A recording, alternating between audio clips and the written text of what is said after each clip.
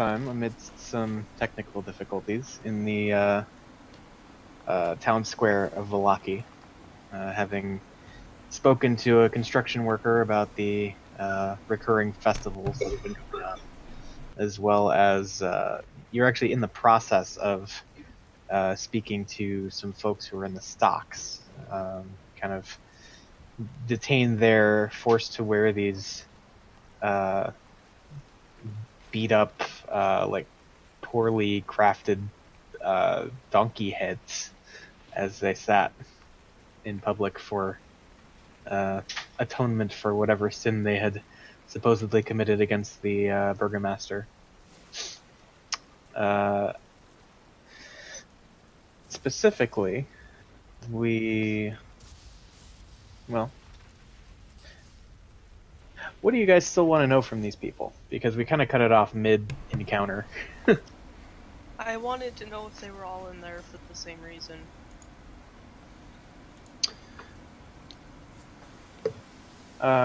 Okay, so yeah, Yoan walks up and asks whoever will respond. And, yeah, it pretty much seems to just be, people accused of malicious unhappiness. Okay.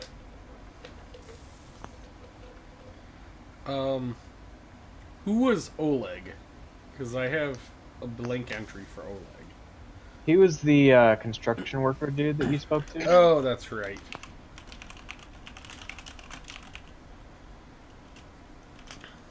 He's a guy with 0 legs. Yep. See what you did there. And it was terrible. Okay.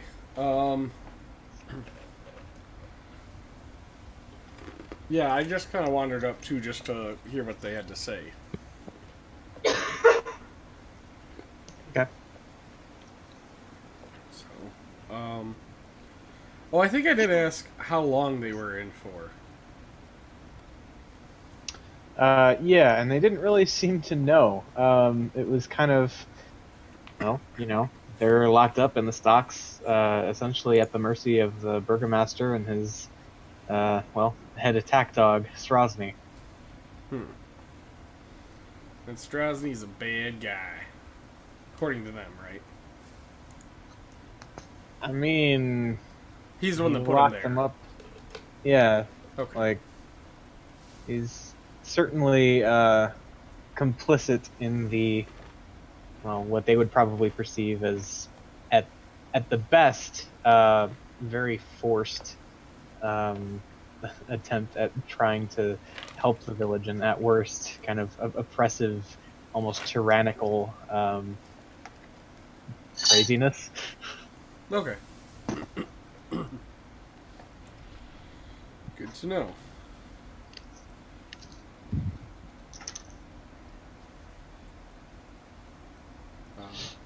I'm just gonna follow Yoan.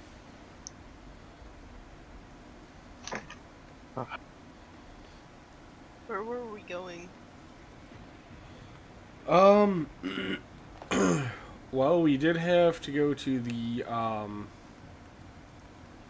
winery. Beyond that, not too sure. Okay, let's go. When should we start our trip to the winery?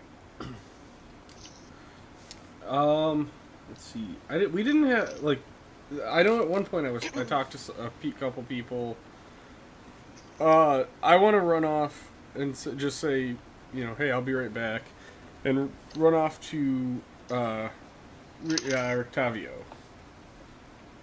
I need to go find him. All right. So the place you've most consistently seen him is at the Blue Water. Yeah. I'll just say I'm heading back to the inn for a second. Then. Okay, and you just want to duck back in there by yourself? Yes. I mean, technically, you would be... Let's see. Is Melkar still at the inn, or did he... I think he joined us at the town square. Yeah, I think they came back from your thumb. Yeah, that's right. Okay. So yes, Ron is going back to the Blue Water and notifying everyone of his plans. What are the other two of you doing as he just up and leaves? I don't have anything else or anything better to do besides wait. All right. So do you want to like hang out in the town square or follow him back?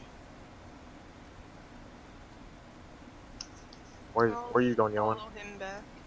Alright. Guess I'll follow as well. Okay. Not to get separated. Okay. So like it or not, Ron heads back to the inn with Okay. yeah, an escort of sorts. But yeah, it's a pretty quick and easy journey back, just north up the same road that you entered the town square from. Okay. So yeah, you make it back without incident and walk in to the main room of the Blue Water, and sure enough, you see again the two wolf hunters sort of staked out in their table. A pair of pretty inebriated already, and it's not even dark. Individuals, the same ones who have been pretty much spending all day at the bar since you came into town. You see Danica back behind the bar, just kind of clearing some dirty glassware and such. And yes, down at the end of the bar, same seat that he's occupied a number of times now, you see Rictavio sitting with what looks to be just a glass of water and kind of scribbling in what looks to be a journal of some sort. Okay, here's a question for you. Mm-hmm.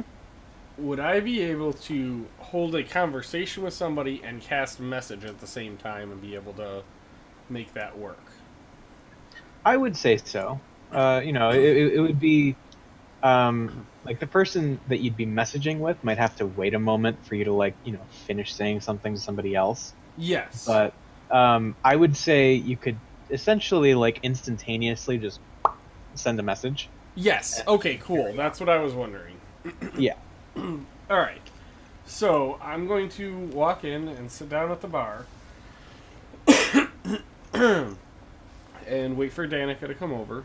And then I will start just kind of quietly detailing our plan of what we're doing, where we're going, yada, yada, yada. Starting out with, oh, hey, Danica, we're heading to the winery. And then about this point, I will message Rictavio and just say, you have the black grass? All while talking to Danica still. And basically that's going to go on that way too, is, I'm just talking to Danica, telling her where we're going while messaging Rictavio about this. Gotcha. Alright. So, Rictavio kind of just reaches down and briefly taps a satchel that's at his side. He doesn't, he messages back, yes, I do. But, says, here is probably not the place. All right. Go ahead. I message back and say, how much and where?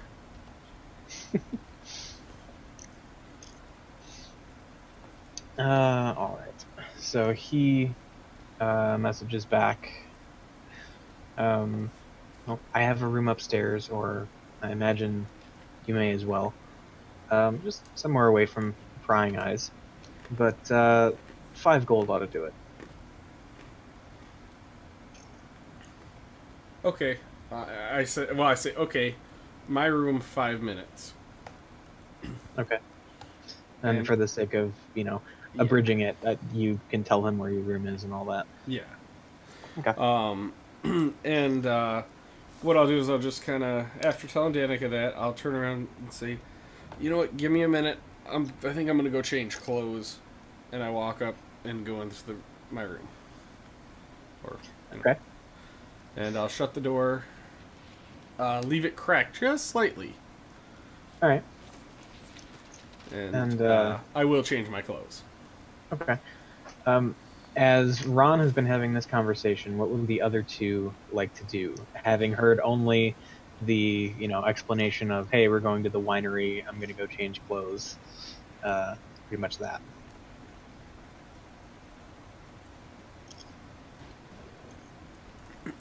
Are they just like standing there staring at each other, or? So Ron and Danica were having a verbal conversation. Mm-hmm. And then Ron and Rictavio, you don't even know that they were interacting. Okay, so I mean, he's changing clothes. Okay. Mm-hmm. I don't care. All right. Nothing from Melkar? So he's just standing there changing clothes? He went back up to the room. Oh, okay. I'll just wait. All right. Read my book. All right. And yeah, after a minute or two passes, you see Rictavio kind of pack up his little book, tuck it into his bag at his side, and make his way out the front door. Around this time, Ron hears some footsteps coming up the stairs just outside their room. And yeah, the door creaks open. And Rictavio kind of strolls in, shutting the door behind him, and really matter-of-factly kind of just flips open the bag and hands you like a small sack kind of thing, probably big enough to hold like 10 grams or so, but Okay. I have the 5 gold already out and just sitting in a pile, like just a little stack, and I will pick it up and hand it to him. All right. And yeah, he just says, "Pleasure doing business with you. If there's anything else that you might need some assistance with, be it herbal remedies or otherwise, just let me know." No more monkeys, though, still, right? No, I'm afraid no more monkeys. Okay. I will get with you soon. Few concert favors, if you will. Of course. Well, do be safe. I'm sure you've gleaned recently that Barovia can be a most unwelcoming place. Yeah. You seem to be getting around pretty well, though. Oh, I have my moments. Fair enough. That's who we are. Alright, yeah, we will, we're heading out to the wine. I just tell them we're heading out to the winery, and we will, be back soon. So, and I may be back in touch around then as well. Alright. And, yeah, with that, he kind of just wishes you well, and, with a kind of nod of acknowledgement, he lets himself out. As soon as he lets himself out, I open the bag. There's a good bit of black grass in there. Okay. But it looks good, it's not like some real cheap shit. No, you get the impression that Rictavio is one to partake himself, and so he wouldn't fuck you on this. Okay, good. Cool. I will just put it in my usual place that I put it. Mm-hmm. And head down, freshly clothed. And just say, okay, guys, I'm ready. Okay. And is Rictavio down there again, or? No, actually he's not. He seems to have left to perhaps attend to other business. Okay, no big deal. Alright, and just say, is the rooms, I have to go through the inn to get out? Okay, so the setup here is there are actually 2 sets of rooms that the inn has. The large room that you and the party have rented out it essentially has a door to a short hallway that then leads outside to like a second story, and then you have to like take a flight of steps to get down. So you Okay. go out the room, down the hall, outside, down the steps, and then kind of around the front of the building to get back to the bar area. Oh, okay. So, yeah, I'll go back into the bar area then and just say, all right, I'm ready, guys. Okay.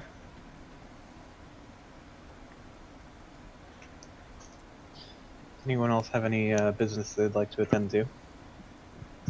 As long as, I have packed everything I think I need, I'm okay. Okay. Ready to go when everyone else is. But until then, I'll just keep reading. Are we just, leaving our rooms there? Or taking everything? Because we might be gone a couple days. Well, I got everything on me. Yeah, so, Yep. yes, I have all of my stuff, so... Yeah, I mean, if you guys want to pack up your stuff or whatever, we can kind of hand wave that. Yeah, you know. and I mean, we'll Yeah. just let her know that we will be back, but it's... Right. Yeah, I'm good with that. So I guess Okay. we'll head off to the winery. Mm-hmm. And Okay. didn't the burgomaster say he could get us? What did he say he could get us? Something. I thought. Marriage. Yeah, perhaps a carriage or some sort of transportation. Though Okay, you never well- really gave him a time frame for when you were planning to leave. We'll stop. I mentioned that. Oh yeah, he did say this. We'll stop by there before we go and see if we can possibly get a hold of one. All right. So yeah, you make your way back down to the burgomaster's mansion, and the same, essentially like handmaiden, lets you in and recognizes you. And rather than going to the trouble of, oh, let me go speak to him to see if he wants to speak with you, she just goes and essentially fetches the burgomaster for you. And he makes his way down the steps with his two mastiffs, just maybe half a step behind on either side. And no, you're not a mastiff.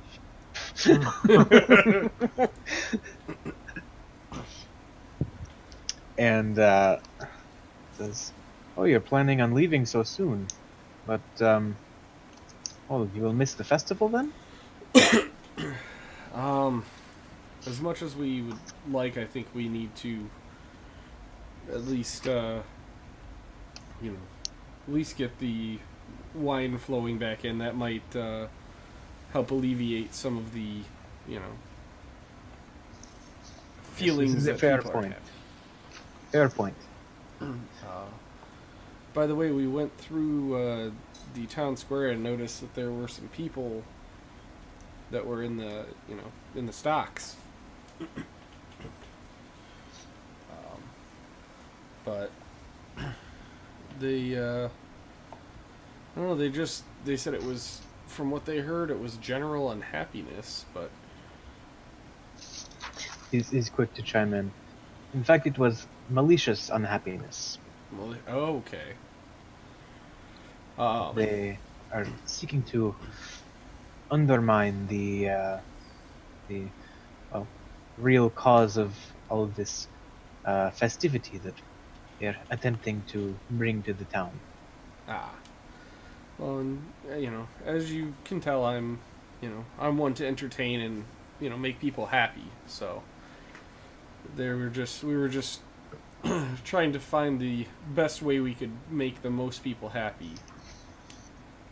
And it appears getting the winery back and, getting the wine flowing would at least give some people, some happiness. Well, this is very good of you, especially you seeming to be outsiders here. I greatly appreciate your care and concern for the well-being of my people. Well, and as I said, I'm a man of the people. I enjoy my fans. I enjoy my friends, and so I'm a big fan of treating people, how you would like to be treated. So. Indeed. Well, if you aim to leave soon, I can have a carriage available for you probably within the hour. Perfect. Be safe. And don't let any of the creatures of the wood get to you. Yes? We will definitely try. Right.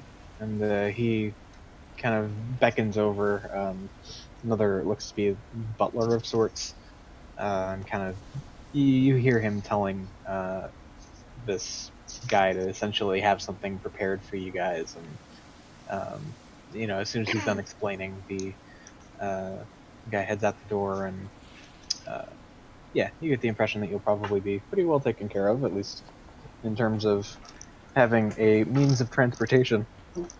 Sweet. Oh,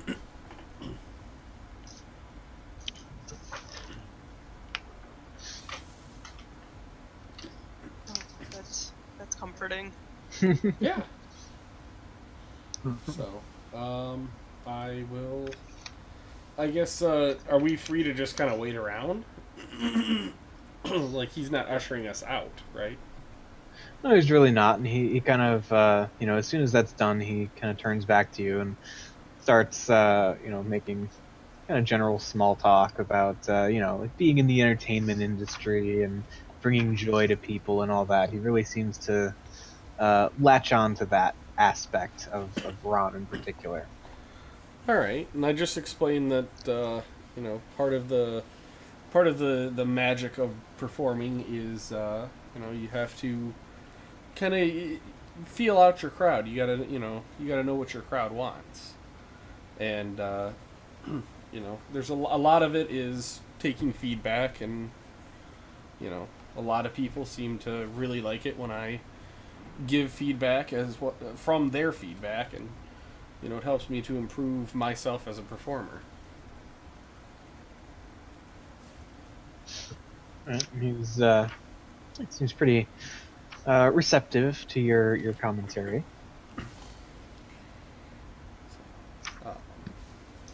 But otherwise, No. other than that, it's just small talk. I wanted to accentuate that point, though. Okay. Are you trying to I'm not like kind of make it seem intentional, or are you just kind No. of throwing it out there? All right. I'm just throwing. Ron is just throwing it out there, like out of character. I'm intentionally trying to make it seem. Oh, like, definitely. But Yeah. Go ahead. Let's call this just a general charisma check. Okay. To see, kind of how it. Matt one. Ooh. Pretty damn close. All right. It's kind of hard to tell exactly what he's really thinking per se as you're mentioning this. He's kind of just a dark, imposing figure to begin with. Yeah, he's a little creepy. Like a little like upper management, like head honcho kind of creepy. Yeah, I gotcha. Yeah, but like he doesn't seem to be offended or anything. He just it's kind of hard to it's hard to gauge what he's really thinking about in terms of if your message is getting through. Yeah. All right, but while this conversation is happening, Yoan's gonna be paying attention to it, but not really trying. Just oh, maybe I should learn to be more charismatic. Here's some tips or something. okay. Not my shining moment. That you choose to. I mean, I probably wouldn't notice that your advice is,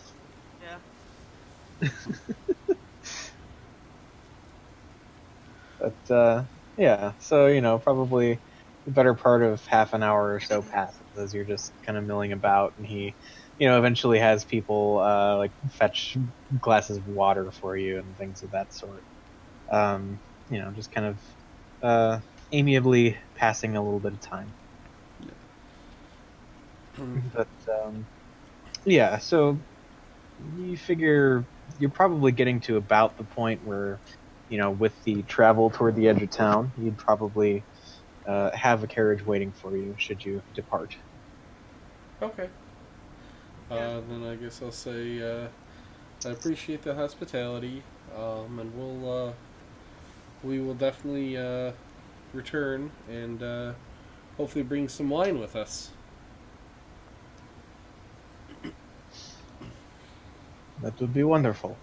Many of the people of Vallaki and Barovia at large, they love their wine.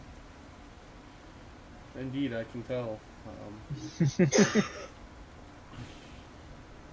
Alright, and I will leave and head out towards carriage. I'm adding effect to the soundtrack of the background of Vallaki. Oh, okay. Of just generic coughing. I imagine that there's probably a lot of generic coughing happening. A lot of sick sounding people. Yeah. We're in a town filled with a plague. Indeed. Alright. Cool. I mean, if it's always raining, gosh. I mean, it's not always raining, but you certainly haven't seen a truly sunny day since you got to Barovia.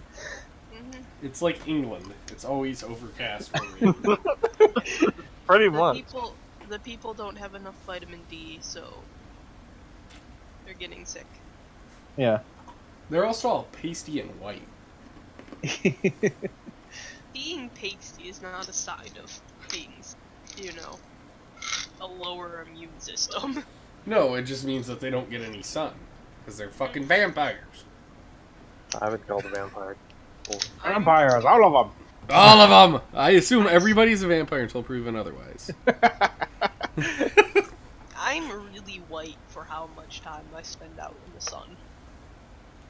Well, stamp it. I can't. I've tried. I don't tan. Indeed. So, you leave the Burgomaster's mansion and make your way toward the west end of town, where he has informed you that there should be a carriage waiting for you. As you near the gates, you do see the same manservant type kind of standing, looking expectantly at any passersby, and upon recognizing you, he sort of beckons you over and pulls open the side door to the carriage to allow all of you to enter and be seated. I do. Okay. If anybody's gonna not do anything that's being suggested, just let me know, and we'll deal with that as it comes. Alright. Going in as well. All right. Can I inspect the quality of the carriage? Sure. Go ahead. Let's call that. Using my previous knowledge, just kind of. Yeah. See. Yeah. Yeah. Let's call that.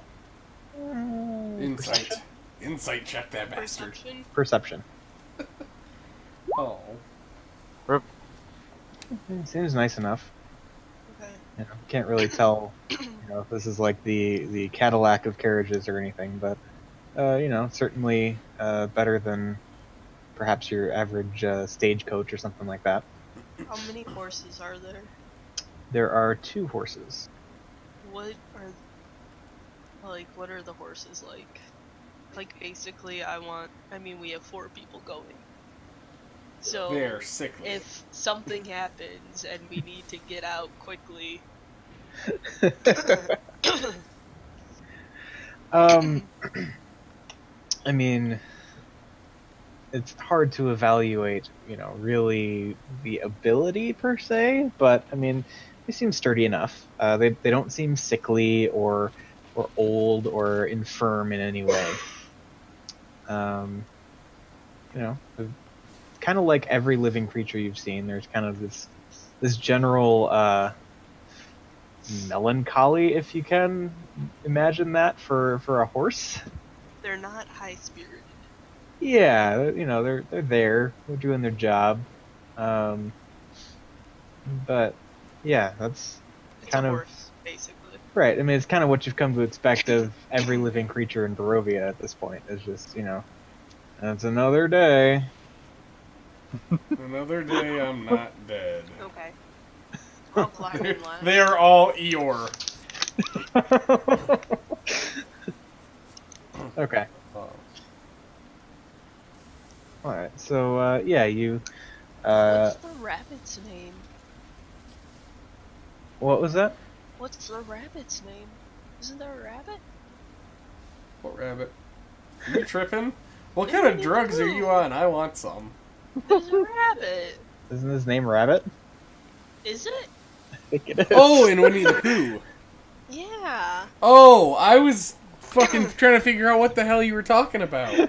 I mean, okay, there's Eeyore, and there's Tigger, and there's Piglet, and there's Pooh. But what's the rabbit's name? I feel like it's just Rabbit. Because, like, Well, Google no it. one ever thinks about the rabbit.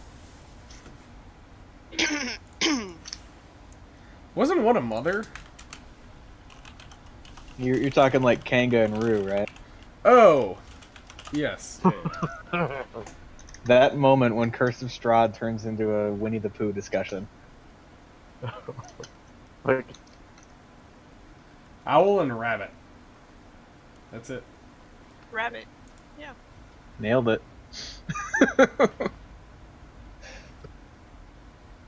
Right, anyway. God damn it. Cthulhu's gonna have to take notes on how to drive people mad from this. Yeah? Well, I mean, it's gonna be a little bit of a carriage ride. It's true. You spend some of the time discussing the various children's stories you were told throughout your upbringing. But yeah, so as you all kind of pile into the wagon or carriage, I should say, and the manservant type kind of closes the door behind you. He makes his way up to the driver's seat. I'm gonna prestidigitation his seat for him to clean all the water off. And you cut off, Eric.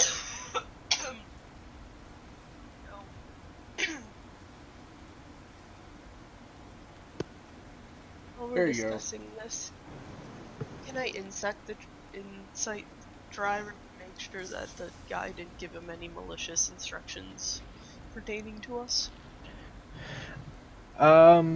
Sure. I'm just gonna give you a heads up. It's probably a pretty high DC, given that he hasn't really even fully engaged with you per se. So you're reading Yeah, exclusively. just kind of like, or like gauging from his face, like if he's like, well, I'm bringing you to your deaths, or you About to know? drive this carriage into the river. Yeah, you guys are fine. Yeah. Does he look grim? All right. You don't know. Yeah. Yeah, it's hard to tell. I mean, there's nothing that screams murderous motherfucker about him. So at least there's that. Okay. Can I whisper into his head, "Are you a murderous motherfucker?" Well, at this point, he's up, up front, not even in visual range. Oh. So maybe he hears a voice. I don't know if you can do it to somebody you can't see or not. I might have to see him. I know it's within 30 feet, but Okay. Well, either way, as far as you're concerned, there's not really much reaction. yeah. That's concerning. He doesn't even think. So this is a Can't covered see his carriage. reaction, so Oh yeah, I have to see them. Okay. I'm assuming if you gonna have a carriage, it's gonna be kind of useless if it's not covered here. You're Yeah. just gonna become an inverted boat. A bowl on wheels. Okay, well, if that's the case, I will, as soon as I sit down, I will pull out some of my stash and start rolling a blackgrass joint. Speaking of bowls, Basically. Clam bake us.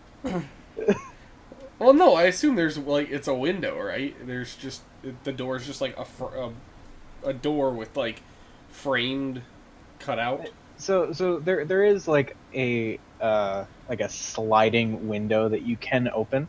Oh, but it okay, is, this is fancy. You know, it is fully enclosed. You gather that this probably does have something to do with the recent weather patterns you've seen, probably being more or less the norm.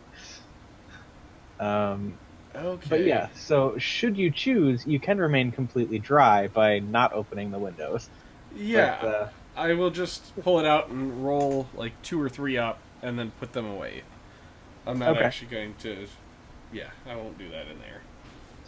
all right. And we'll go ahead and assume you told the driver where he was driving you to. Yeah. Yeah, I mean, well, I was... He didn't ask where we heading to, right? Assume that, I thought he told... it was procured for us that Yeah. would be Yeah. Yeah, informed I mean, if he of asks, where I'll he's say to driving. the winery, but... Mhm. I mean, he just got up there and just took off, so fuck it. Yeah. We're going where he wants to go. Exactly. Okay. So, yeah, you continue on your carriage ride out of the town of Vallaki, and over the next few hours, carriage rolls on through the twisting, turning path that leads through the dense woods, in which Vallaki is kind of really situated toward the middle of. But you go over a bridge, through sort of an intersection, just on the other side. You see just this toppled signpost. Can't really make heads or tails of what any of it used to say, but the driver pushes on.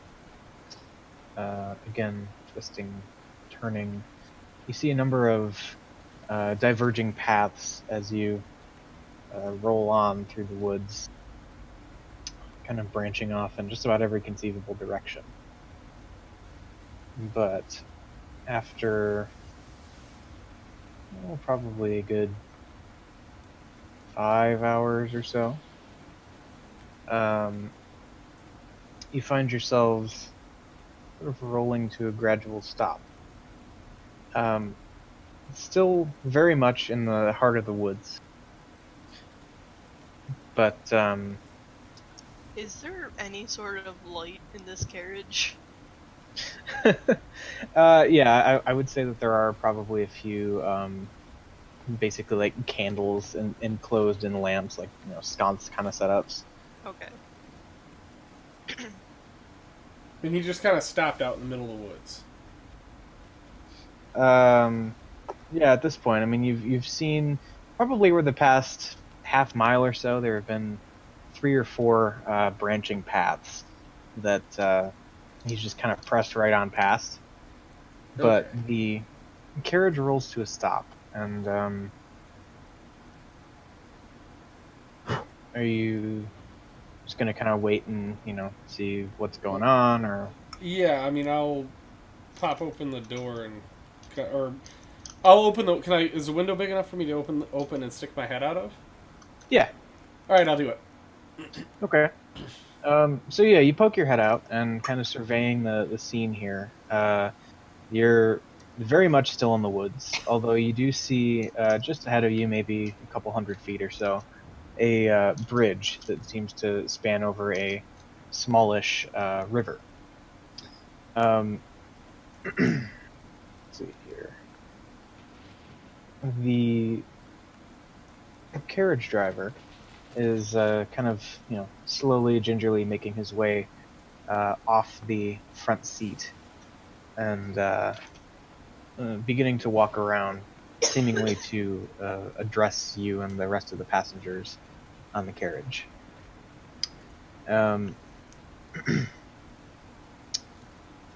Looking around as he kind of makes his way back, you can see a weather-worn signpost next to the road with signs that point in 3 different directions, all kind of corresponding to the 2 obvious directions that you can kind of fork off into, because you've come to a fork of sorts, as well as the one back in the direction you came from. The one pointing across the bridge reads Kresk. Through the woods you can see it's like, the bridge that spans the river. Eventually kind of with the road bending off to the left, out of sight. The one pointing east, the opposite of the direction you've been traveling, would be, reads Vallaki. Of course, the one pointing southwest reads The Wizard of Wines. You notice that in that direction the road slopes down somewhat gently, but still, it looks as though this road in particular hasn't seen a whole lot of use of late. But as the carriage driver makes his way around and sees that your window is open, it kind of gives pause, leaving a healthy personal space bubble, and it says, "I'm afraid this is as far as I can take you. I know there have been reports of something strange going on around here, and I certainly wouldn't want to anger the burgomaster by damaging his property or anything of that sort, but the winery is just down in that direction," and he gestures to the southwest, where you can kind of see the road begin to turn, and right around the point where it makes that curve, you see it really begins to look kind of overgrown, and almost functionally it kind of turns more from a road down to a path through the woods. Okay. How far is it down that road? He thinks for a moment and says, probably another mile and a half. Are you planning on waiting here for us? As I was not instructed to do so. I believe the burgomaster might need his carriage for the festivities tomorrow, but the town of Kresk is nearby, just across this bridge here, and probably another mile or 2 past that. Should you need any assistance or anything of that sort, that is the closest bastion of civilization, so to speak. Thank you. You are most welcome. I only wish I could be of more help. I'll get out and go start walking down the path, I guess. What time of day is it about? Let's see. At this point, it's you're not quite to dusk. Probably around 5 p.m. or so. Okay. I'm curious. Since I have to see someone to telepathically talk to them, as long as we're still in visual sight, there's like no walls or anything blocking it. Would I be able to do that to someone who's like behind me? Somebody who's behind you? And I know they're there. No, Okay. you have to see them, not be able to see them. Never mind.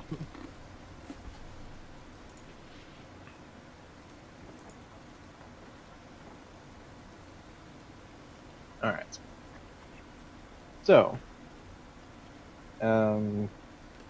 anything you'd like to do before kind of embarking down the road that leads to the winery? Put my book away and start walking when they do. I'm good to go. All right. So, you begin making your way down the gradually declining road, and after a quarter, maybe half a mile or so, it's as you noticed from the intersection, it gets rather overgrown. I mean, even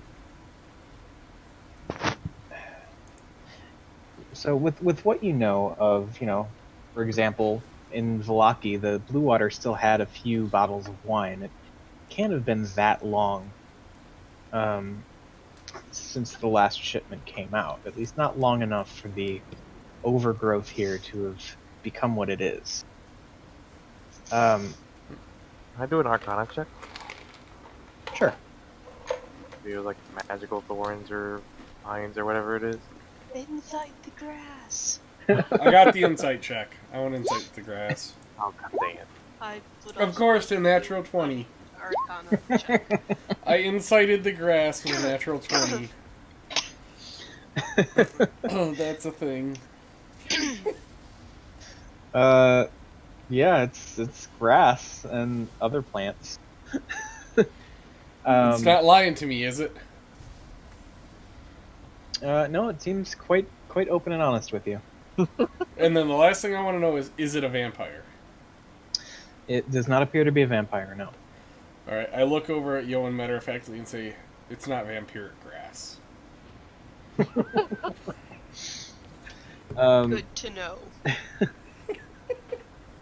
You know what's probably like, I already knew that. And so, for Yoan, I didn't really get a chance to explain, but I would say, if you'd like, you could make a nature check, if you'd prefer. I wish I was proficient in nature. Just black grass, though. I probably would have done nature, so. Okay. Yeah, this, again, just kind of connecting the dots. There is no way, at least with what you know of the way that foliage in general behaves, that this would have grown in that time frame. So clearly there is, I mean, maybe it's just Barovia, or maybe it's something else influencing and accelerating the growth.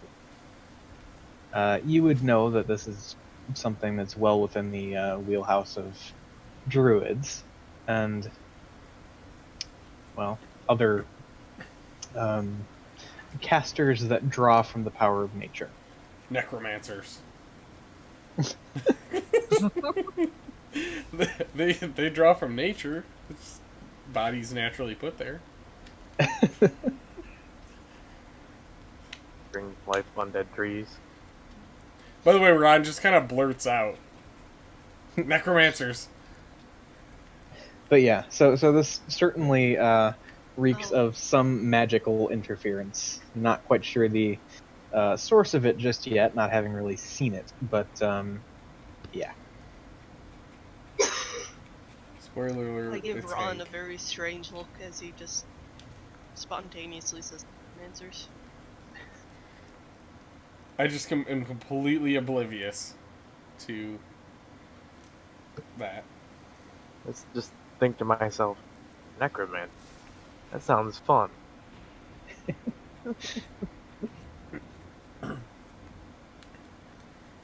I think to myself, did I say something? And We're I'll all continue. very confused. Yep. Continuing on. Okay. So yeah, I'm carrying gonna on. Eldritch Blast the grass down. Like, just constantly just... Like, can I Eldritch Blast like a leaf blower and just blow the grass out of the way?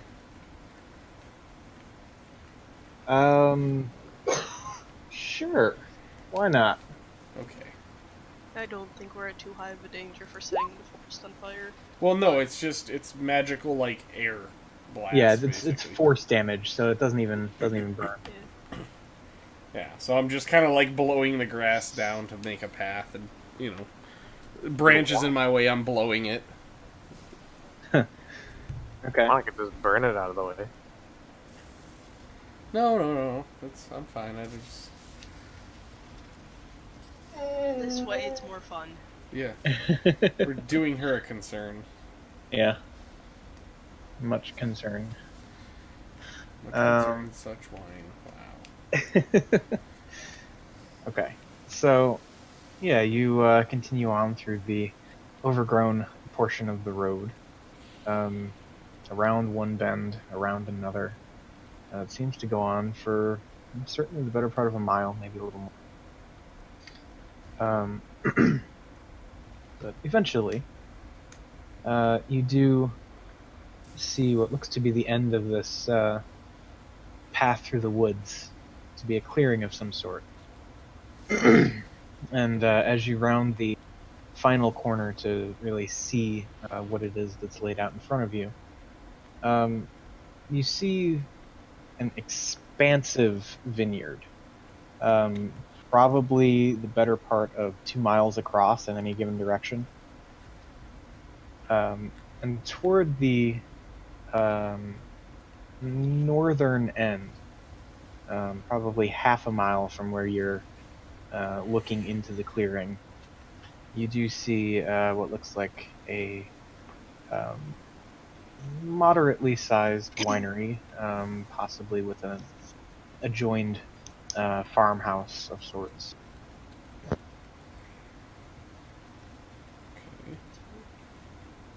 I see any signs of life? Let's see. Go ahead and make a perception check.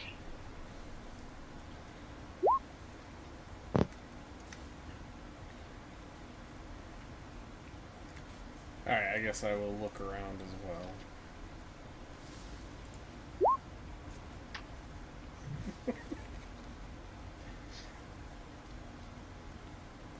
Okay.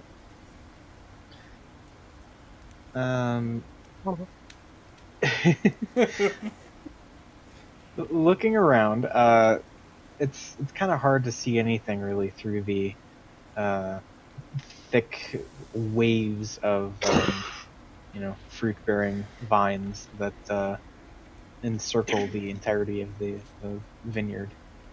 You don't really see any. I mean, you certainly don't see any movement. You don't see any like tracks or wagon tracks or person or other entity tracks. Seems largely unpopulated.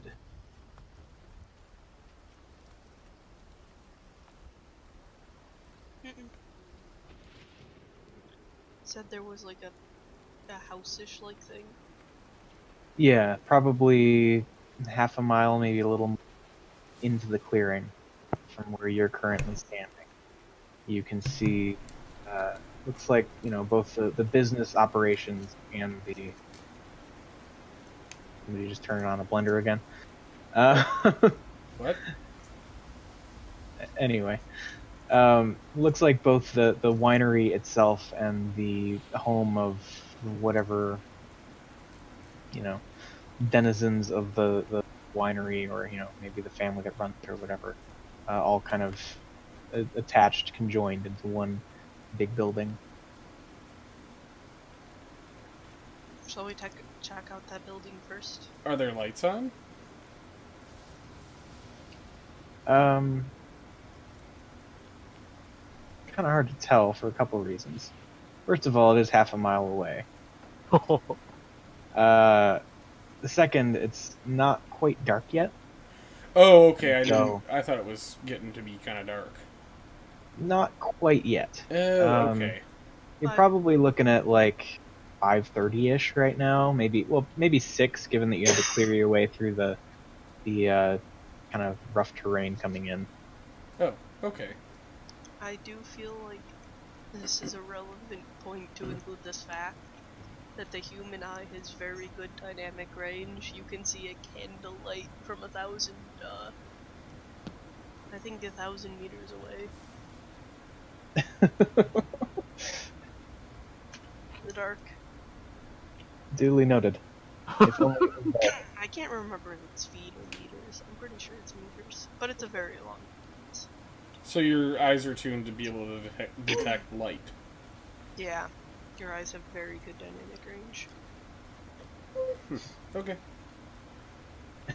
Thank you, scientist. That's actually, she's kind of arguing towards my case, so I shouldn't give her too much shit. Yeah. I'm just telling you that if things have lights on, the darker it gets, like exponentially increases your chances of seeing it. Okay.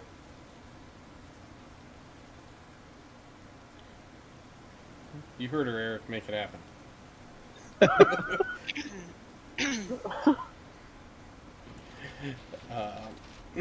That's fine. I will just start approaching. Okay. So you sort of begin making your way into the clearing. What are the other two doing?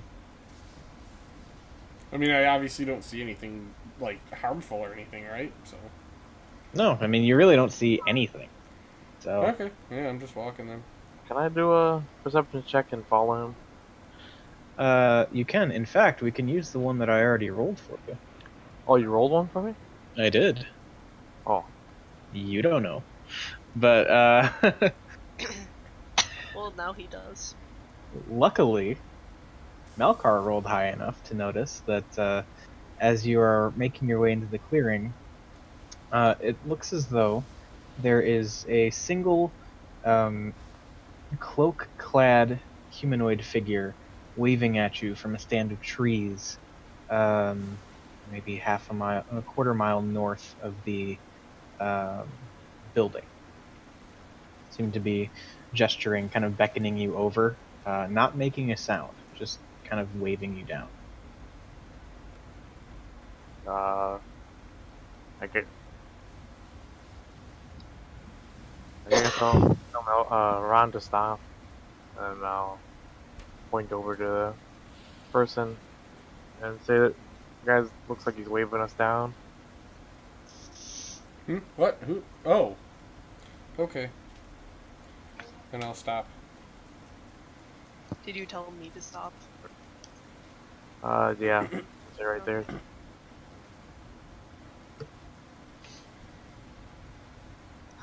Well, I guess maybe we should go to him first.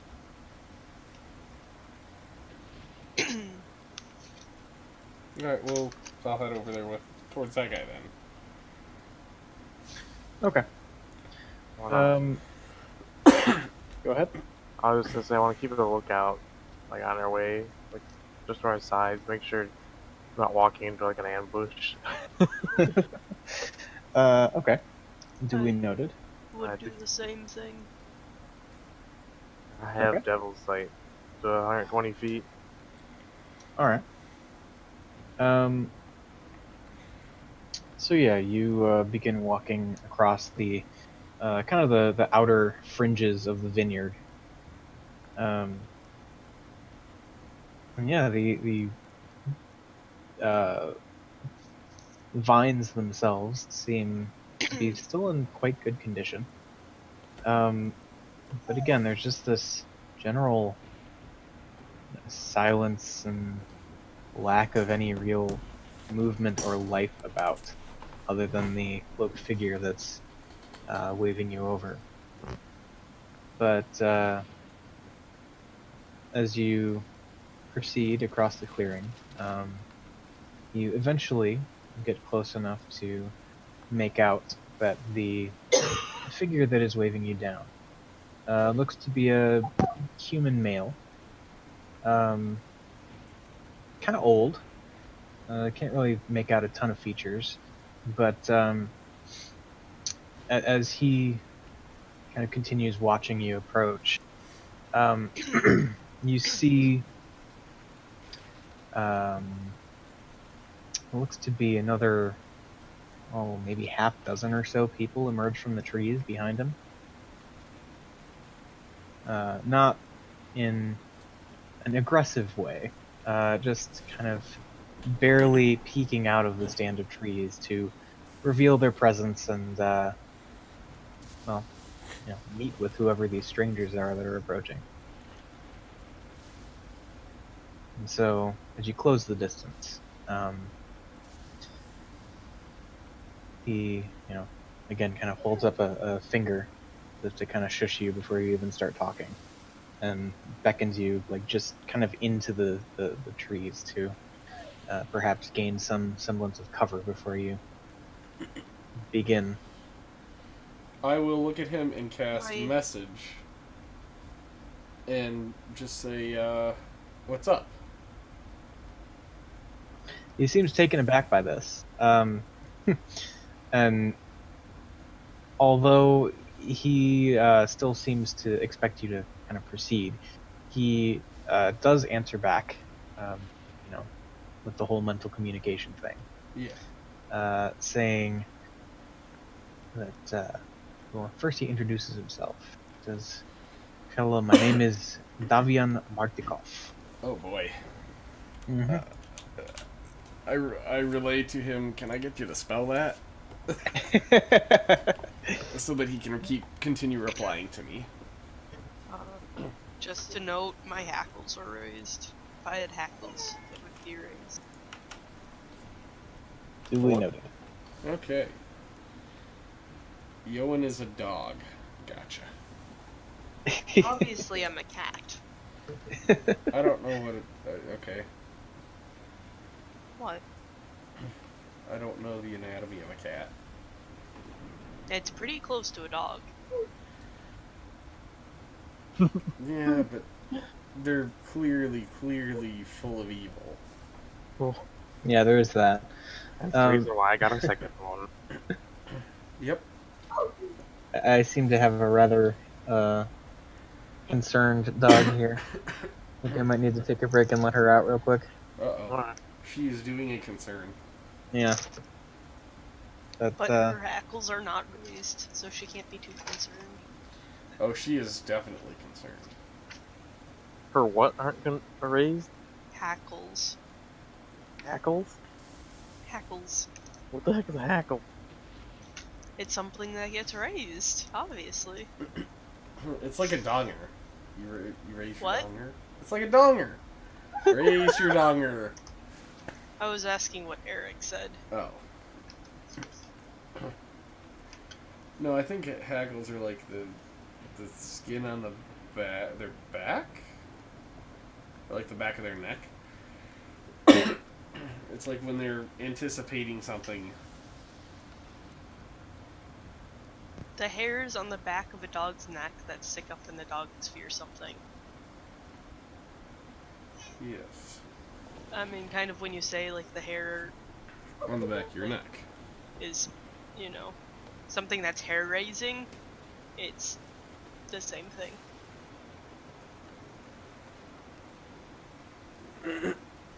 Yeah, but I'm Ron. That's what I do. You raise hackles. No, I don't care.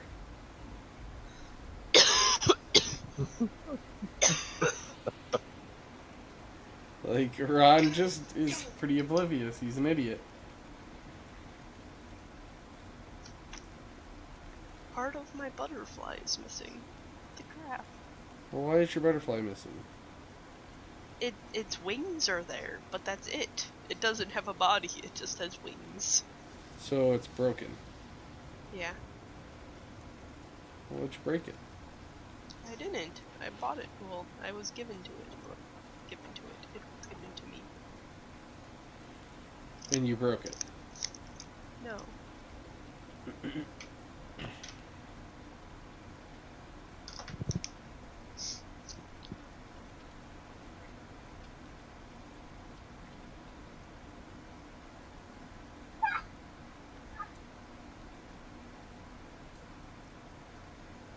In another half hour, I can take more syrup. You can take what? More cough syrup. Oh boy. That cough, obviously.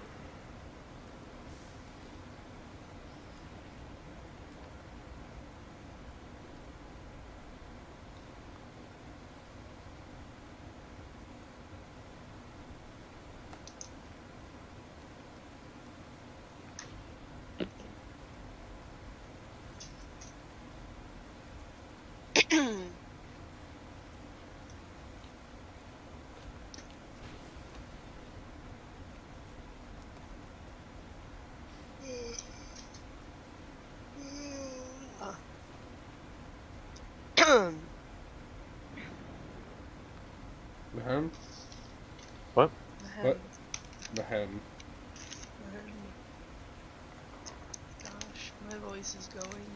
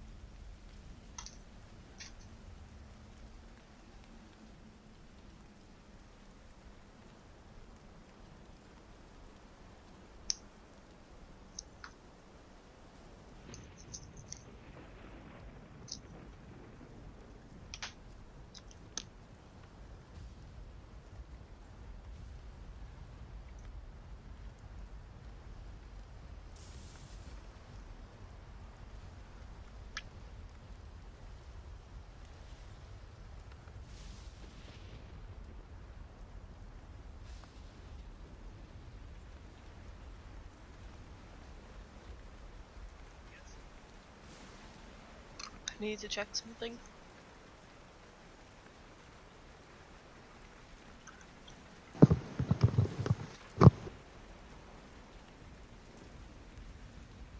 What? What?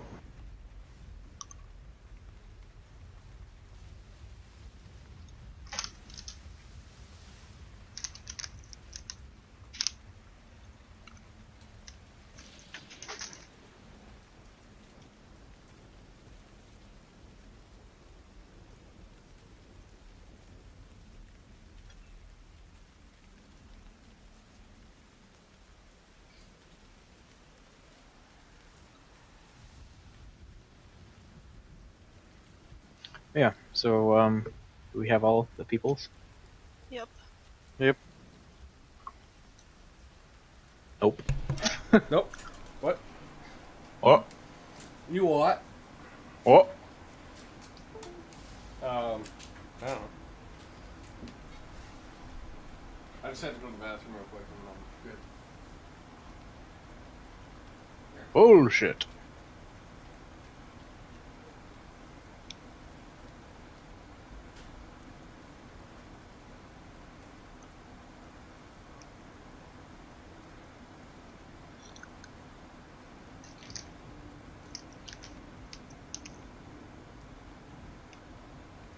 All right.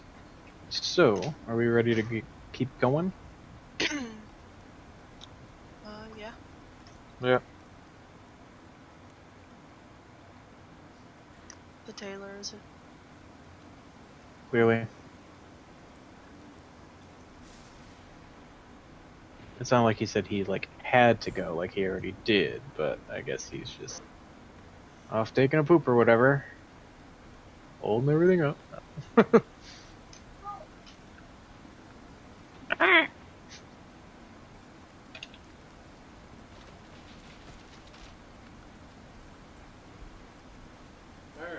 I'm back.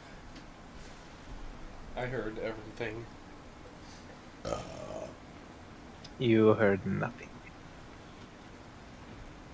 Oh, but I did. I casted a spell called Wireless Headset. It was super effective. Anyway, I'm ready. Alright. So, yes, Davian Martikov has just introduced himself via mental communication. And upon doing that, he goes on to say that the people standing behind him are his family, and that they are the rightful owners of Wizard of Wonderlands.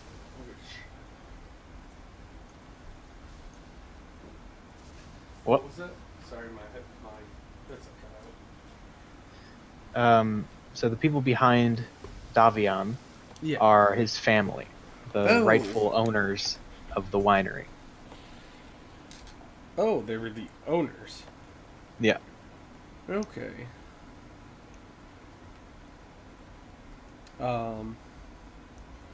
Then I will kind of... I guess, did I detect at all that Yoan was uncomfortable with them? Probably not, unless, I would say there's probably not a real means of doing that at this point, since you're kind of taking the lead. Okay. Well... So there's like 7 people? Yeah, now that you're reasonably close, you can see that there is,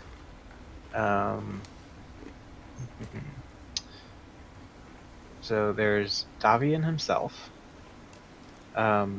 looks like 2, middle-aged, or just prior to middle-aged, men. A young adult female. And then another young adult male. And the younger couple is more or less surrounded by presumably their kids. You see, looks like a teenage boy, 2 younger boys, and then in the arms of the female is a baby girl.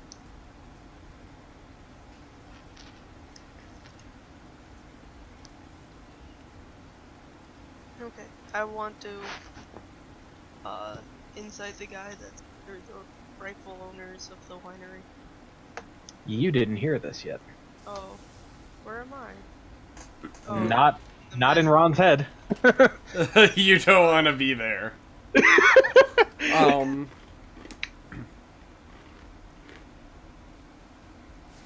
rude. But I'm just going to Can I incite these people to see if they have malicious intent towards us? Sure. Oh. No, they seem pretty scared. Just they have this general look of being kind of run ragged. Okay.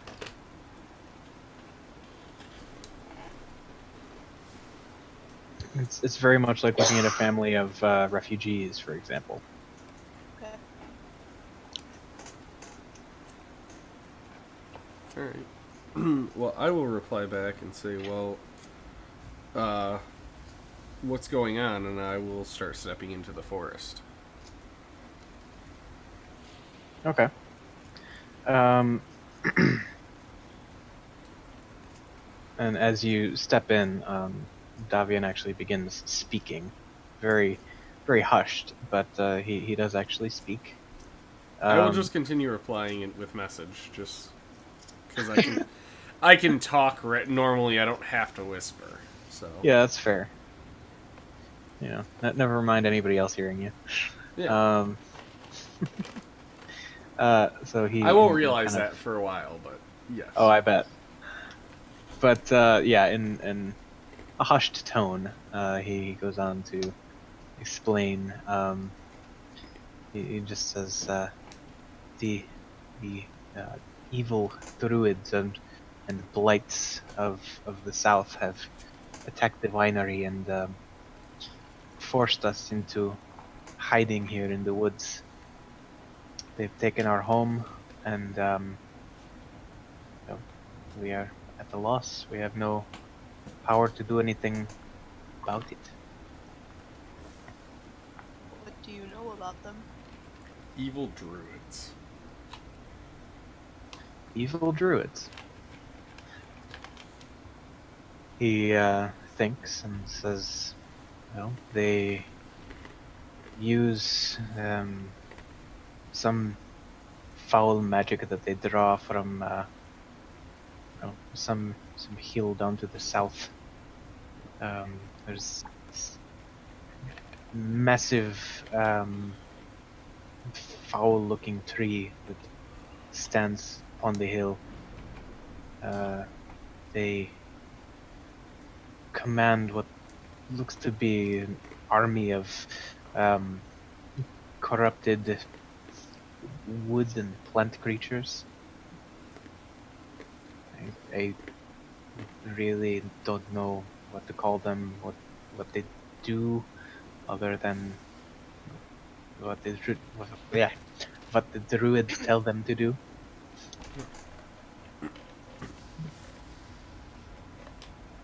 Do you know why they took this land? You? I do not.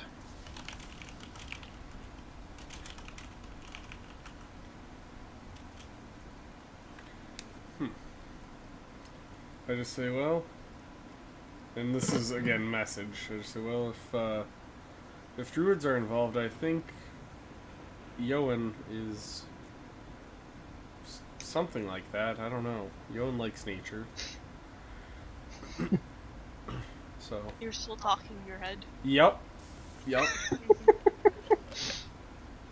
And okay, so to that, again, still whispering out loud, Davian just says, "Who is Yoan?" I am. Ah, and gives you, the nod, like, "Oh, I see," and kind of turns back to Ron. Can I insight check Ron to make, because I can telepathically talk to people too, maybe with how strange this is going, I could possibly find out he's doing that. Yeah, go ahead and make an insight check. Nope. No, it's weird. Like, this dude just knows Yoan's name for some reason. And I will message. I will message him again and say, what? He's drinking a bottle of wine. Some special potion or something? Yeah. Nope, just He just opens the bottle and goes, "Yeah." Oh, cause you spelled wine the other way. Oh. He just opens it and just, I was Anyway. wondering if anybody was gonna say anything. But I just messaged back, and the one drinking wine is Malkar. And I'm Ron. Well, I pressed the digitation in the bottle so it does wine.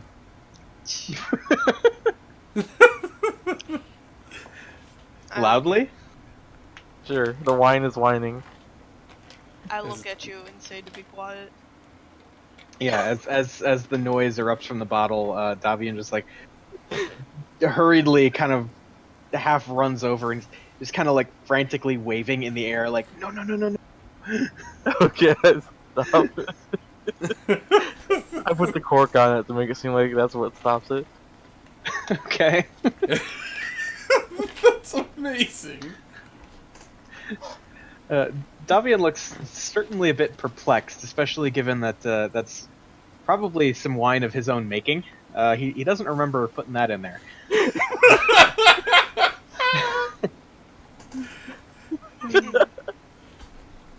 I say, I don't know what that was all about. Isn't that some of your wine? It is. I do not know what he has done to it, but certainly wasn't shipped like that. I want some more of that.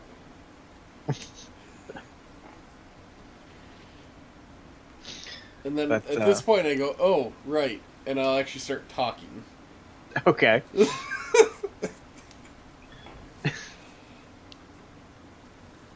So up until now it was like he was just having a conversation with himself. Yeah. So the other two have no idea who the fuck this guy is. Yep. Yeah. I do the, the whole just move my eyes upward instead of rolling my eyes. Okay. Yeah, and at this point he kind of realizes, oh shit, yeah, you guys have no idea what's going on, and proceeds to essentially explain everything again.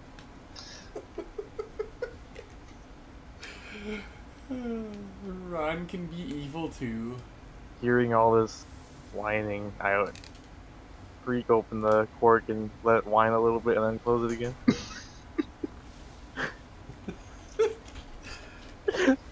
In like a Alright. mocking manner. Okay. I'm going to lean over to Melkar and ask him if he wants to go burn this tree. They burn a tree? Yeah, the evil tree. Alright, where's it at? The hill that's to the south. Hmm. Did he say how far it was? Yeah, and as you're discussing this, Davian kind of chimes in and says, I fear that going to the tree might be much of a risk at this point. Only a few of their number have made their way up here, and that was enough to drive us out of our home. You could clear the vinery first. We could provide you base of operations, and perhaps then allow you to put an end to the threat. To venture down there with enemies at your back, I fear that would be a suicide mission. Sometime though, we should burn this tree. Can I just burn the whole forest down and let it lead up to the tree and burn that down from here? They probably won't let it. They don't have a Unfortunately. choice. Well, if they're druids, they do. But they don't. But Is it they do. possible to teach someone a cantrip? To what? Teach someone a cantrip? Who do you have to teach? Control I mean- flame. Fuck that. I'll just press the digitation and light shit. Prestidigitation is a 1 foot cube. Control flame is 5. Okay. You could spread that fire so much faster. You can just have a whole handful of sticks and just press the digitation, light it and throw it, light it and throw it, light it and throw it.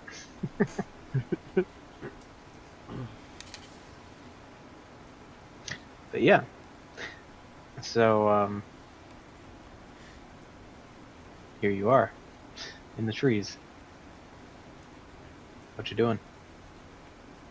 I guess we come up with a plan on how to take over the winery. Suicide mission, let's do it. How many of them are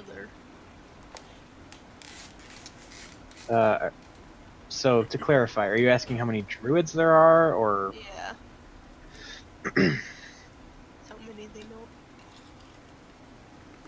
Okay. Davian kind of thinks for a moment, and seems to be a bit unsure, but he tells you the best he can remember. He saw at least two or three of the druids, and I mean dozens of these different creatures, all different shapes and sizes. There looked to be some that were a bit smaller, made of almost like plant off-cast items, little tiny things. There were some larger ones, let's be made of twigs, small bits of wood. Some that look to be just like moving, knotted, gnarled bits of vine. So just all sorts of perversions of nature that seem to have just come to life and serve these evil druids. I'm shaking my head at this. Kid, can you tell me more about the history of these evil druids? He kind of racks his brain, and he really isn't all that sure about them. They really haven't attempted anything like this before. They kind of just kept to themselves out in the woods, and it was kind of mutual. I don't mess with you, you don't mess with me. But suddenly they became aggressive, and well, unfortunately, they're more or less neighbors. So. Mm-hmm.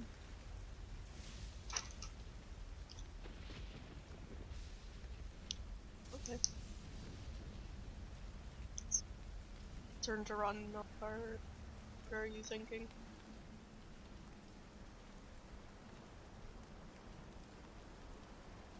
What?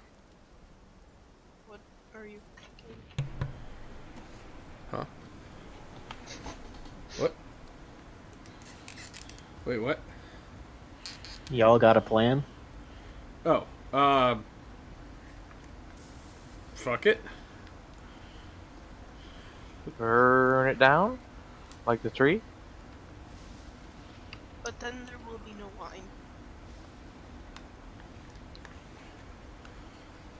Yeah.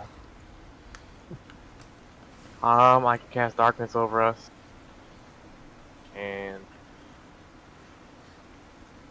we established, out of character, we established that his fairy fire would slightly light it up inside of the dome, but he wouldn't be able to see outside of it.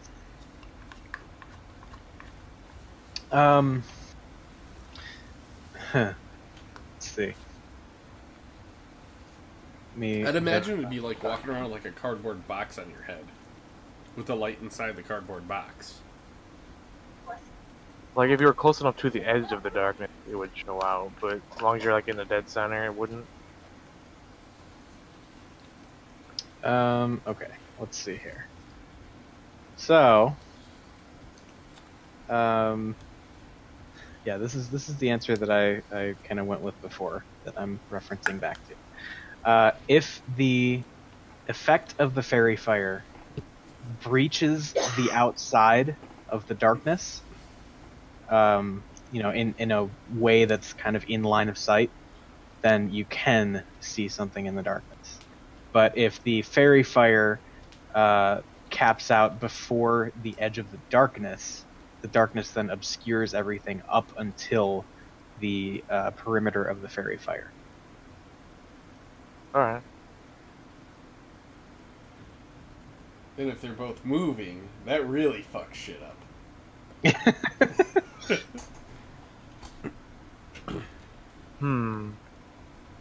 There's a 10-foot, there's a 10-foot radius for the fairy fire, whoever got affected by it? I don't remember. 20-foot cube. I'm talking about, specific people who were affected by it while they're in there. Cool.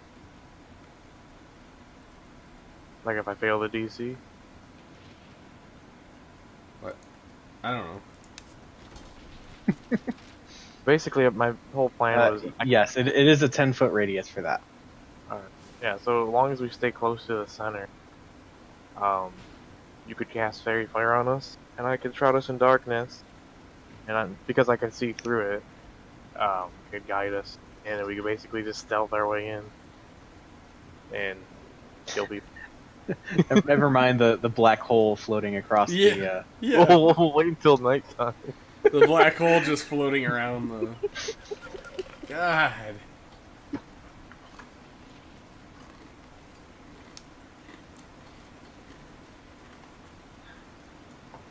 Okay, We so should just go see what the fuck they want.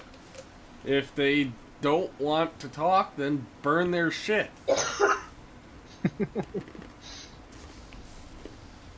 Okay, well, shit hits the fan. Don't be surprised if you see a big black blob floating away.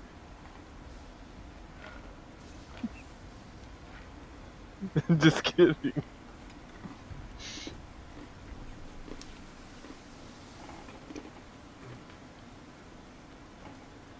You still there? Yeah. Yeah. Yeah, I'm just. I don't know, let's just go. Fuck it. I mean, this dude's not gonna give us very much more information, Yeah. and you know, we got nothing to go off of, so let's just go. Should we make allies with these druids? Kill off this guy so there's no witnesses of us. Well, then there's no wine. I message Melkar and say, "What?" and then I sent another one saying, "Maybe we'll keep that in the back pocket." Could take over the wineries. What? Take over the winery and use the druids as bodyguards, basically. Was that your reply to me? Sure. Because I messaged that to you. I messaged back, "I'm liking the idea, but let's wait. Let's see. Let's see."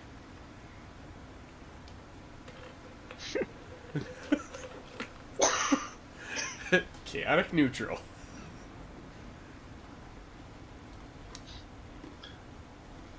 all right, so how are you proceeding? Let's just casually walk up in a line and. Shit, it's a fan. I could shroud us in darkness. Yeah. I'll look at Yoan and say, "Well, do you have anything? You talk to plants and stuff." I mean, that's fine with me. Let's just go. Well, no, I'm asking if you have anything else. Oh. You talk to plants and stuff, so how should we approach these people? These people are. I don't talk to plants, and these people aren't plants. Well, but you do things with plants, don't you? Yeah? Then these people do things with plants too, so, I mean, you could just talk to them. I guess what he's trying to ask. What? I said, I guess what Ron is trying to say is, what should we expect from them, and how could we potentially buy their favor? Essentially, like, yeah. What can we expect? Do we expect a fight walking in, or? I don't know. They're evil. They like to pervert nature, so if something's against nature, they probably want it more than if it goes with nature.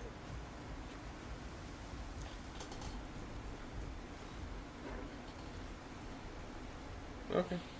Well, yeah, I guess I'll just fuck it and just start walking up towards the front.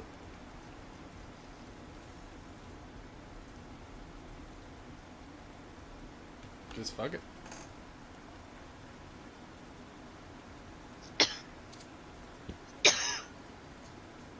And if anything happens, then I will react from there. I'll I walk don't up think your on- mic's working.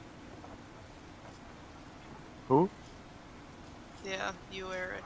Eric. Oh, Why? Why There you you do go. this? It's good. Just like stops. Hey, just like that. Yeah. Like that. I don't know why. Like, I honestly think it's Discord doing it. I don't know. Anyway, here I am, making noise. Hopefully. Yep. Okay.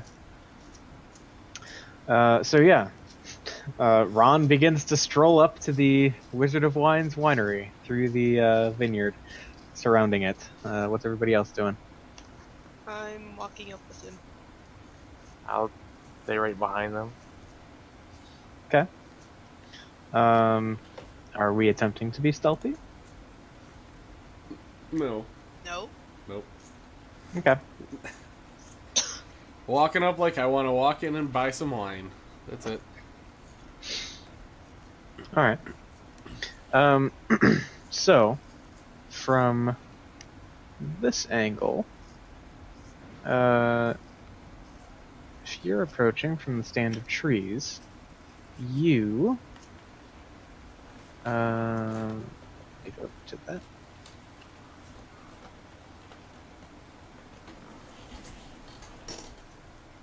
All right. So, from your perspective, you can see what looks like a smallish kind of structure built onto the side of the main building. Not really sure what's in there. It's, doors are closed. It's all covered up. There looks to be a loading dock of sorts with the doors swung open. You can still see a wagon sitting there with looks to be a crane type mechanism of some sort with a big keg of what you presume to be wine dangling from it. You can see the whatever else is going on in the building. I mean, it's hard to tell from the outside. There is a flight of, more like a set of porch steps that leads up to a, like a closed door just off to the side of the cargo bay thing. It leads into some probably internal room of the building. But yeah, so from this angle, you've got closed door, loading dock, and then another closed door, steps leading up to it.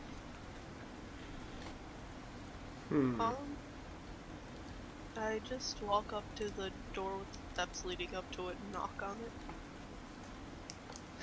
it. Okay. I will follow. All right. So you stroll up, and let's see.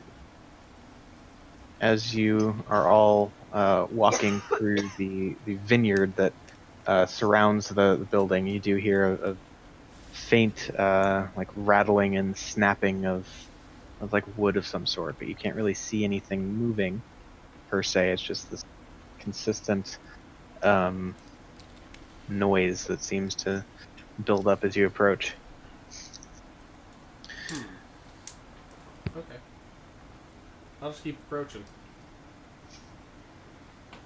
Yeah, I figured as much. So yeah, you approach and knock on the door. There is no response. Is the door locked? Would you like to check? Oh, yeah. Yeah. Okay. Are you just gonna like try the doorknob? Yeah. Okay. You reach out and grab the doorknob, and as it turns, squeals a bit, and yeah, the door is unlocked and swings easily open. So, as you open this door,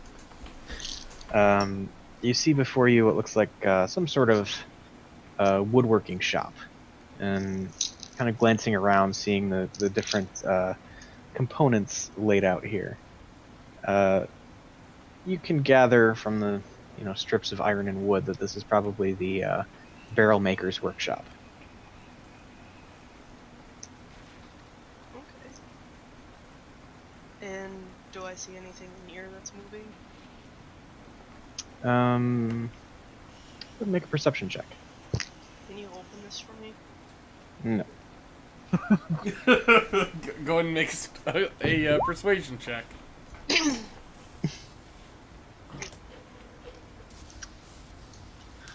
All right. You do not see anything. Okay. Do I see a door to another? Yeah, toward the interior of the house, or well, house slash business slash kind of everything. You see a set of double doors off to the wall on your right. Okay. Yes, I'll go up to those and open them. Okay. Kind of searching for any living things I can find. All right. So yeah, you walk up and attempt to open the doors, and it would seem that these are barred from the other side.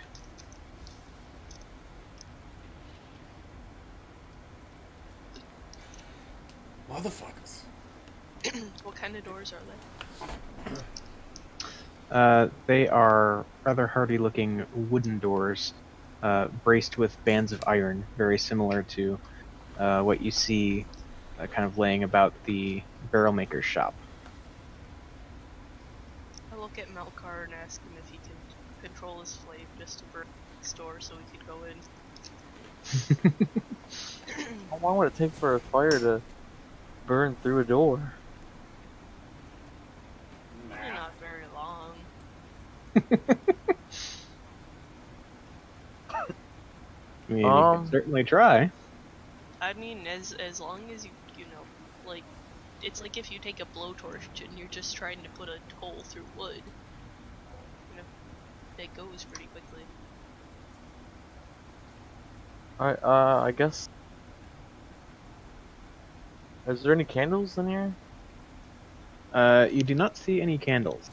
And I will note that as you're having this discussion, you hear the snapping and popping of twigs and things growing a bit louder. Sound like it's outside? Yeah, it sounds as though it's hard to pinpoint a precise location per se, but it just sounds as though something is drawing closer. Can I peek out the door and look around? Yeah. So let's see. You look around and you can see beginning to all kind of converge on the building are a number of gnarled, twisted-looking, vaguely humanoid creatures. Anywhere from barely halfway to knee height up to even the size of a fully fledged humanoid. They all just kind of seem to drift in your general direction. Not with any haste or purpose, but they do seem drawn in this direction.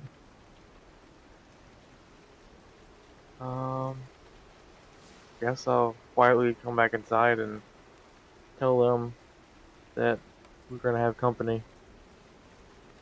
And it might not be friendly. Close and lock the door. Okay. No, I tell Melkar to do that. Yep. Okay.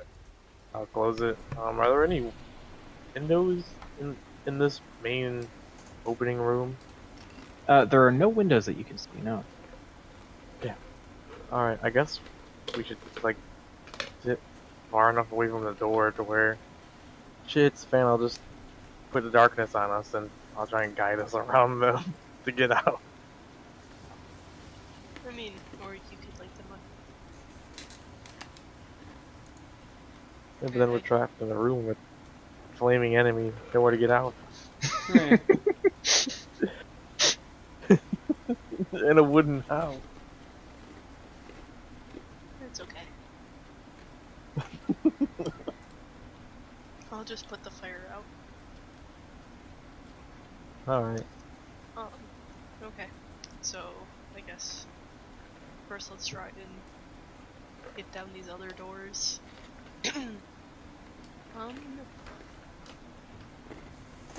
Is there a deadlock or anything like that on this door? Which one? The exterior one or the double doors that you're trying to get through? The exterior one. Not really. It's just kind of whatever locking mechanism is in the knob. There's not that little thing where you could put a piece of wood down, hold it shut or anything like that?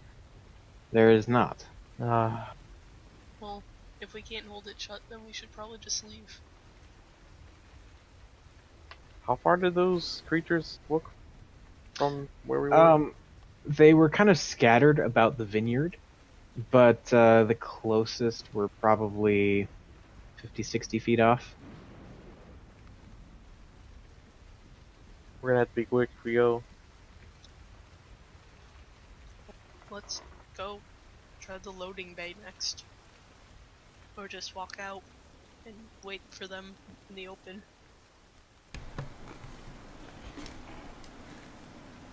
Okay. Alright. After you. I head out the building. I follow. Pulling up the rear. Getting spelled like trigger happy. Okay. So yes, you find yourselves again at the north end of this building. The open cargo doors off to your right, as well as looks like a door that leads just straight inside to the platform that runs parallel to the wagon. Upon closer look, you gather that the farther set of doors off toward the end of the building, probably a stable of some sort.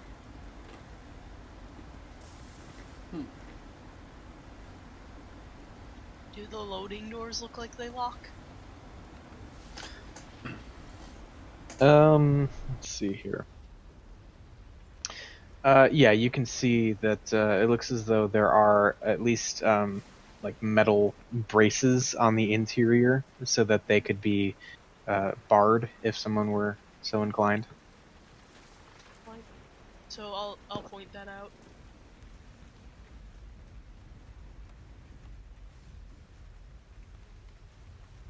I don't know where we should go. Should we just start killing people? Or things? I mean, I wouldn't mind. Guess let's stealthily go hunt the stragglers. I'm not sure how stealthily you hunt.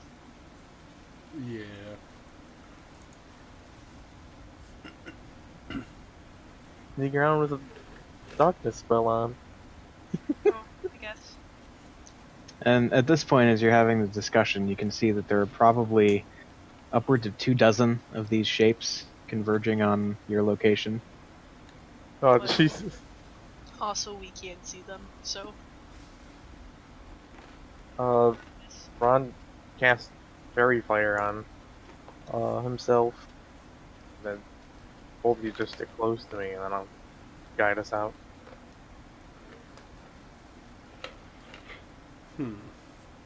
Or we could just kill these things. 24? You hear the scraping and popping of the things drawing a little bit nearer every second. I'm casting darkness right now. Okay. So yes, Melkar utters some incantation under his breath, and you just see a shroud of darkness descend over the immediate area. And those of you who are not able to see through magical darkness can now no longer see. I approach them and like pull them close to me like by their clothes. and basically have them hold on to my ropes, and I'll lead them out. Okay. Where are you leading us up to? Yeah. Away from the enemy. So, as far as away from the enemy, the choices are at this point try to get through the ranks, which, there are still gaps you could run through if you hurried, or retreat into some other part of the building that maybe you might be able to penetrate. What's closest? The loading bay is about 15-20 feet away. I mean, there are probably 4 to 5 waves of these things, kind of these creatures that are making their approach to the north end of the building. Jeez. 4 or 5. What you mean? Like there's like 80-something creatures? No. It's probably at this point more of them have come into view. So you're looking at probably 30 or so spread out over 5 waves. Alright, I'll guide them back to the bay doors. Am I able to cast cantrips while concentrating? Yeah. Okay, I guess I'll put Ron's hand on the wall and say, help me with this, and I just start casting Eldritch Blast on it.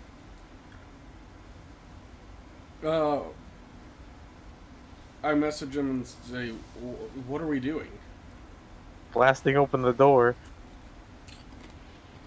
Oh, this is a door. Wait, so the bay doors are open at this point. Oh, they're open? Yeah. I thought they were closed.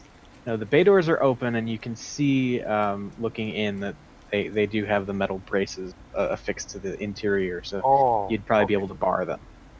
Okay, I'll just pull them in then. Okay.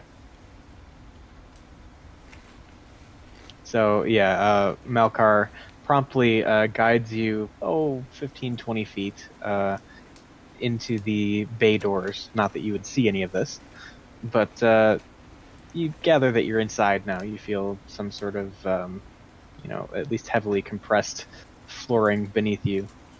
And you smell the strong odor of wine.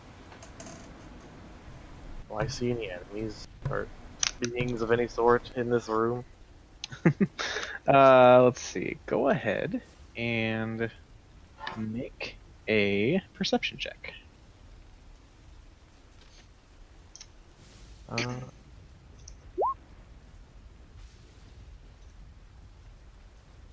Do I hear anything in this room? You could make a perception check. Let's call it perception check at disadvantage.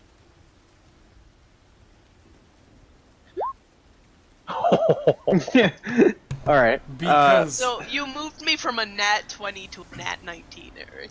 How rude of you. wow, that roll. Better than me. I'm oblivious, by the way. Well, I mean, we just kind of assume that at this point, don't we? Yeah. Just throwing that out there. All right. So, as Malkar looks around, surveying the loading bay that you've all kind of made your way into, your eyes kind of dart around, taking everything in. There is kind of a beat up wooden floor down below you at your feet.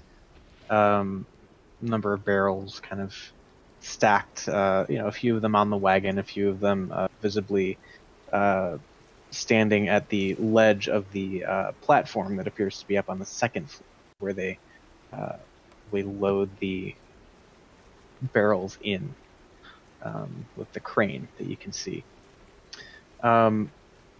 Surveying the perimeter of that loft type area up there, you can see that perched atop the winch itself is a man with wild hair, rotted teeth, skin painted red, almost a bloody color. He waves this black, gnarled staff at you and babbles incomprehensibly.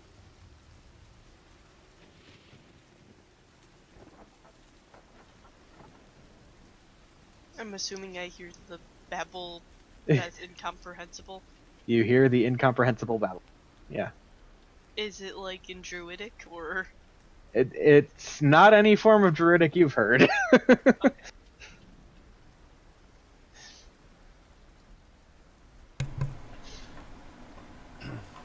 Alright. Is he being, like, aggressive towards us, or is he just kind of sitting up there? You're cutting in and out pretty seriously. Oh. I said, is he being aggressive towards us, or is he just kind of sitting up there babbling?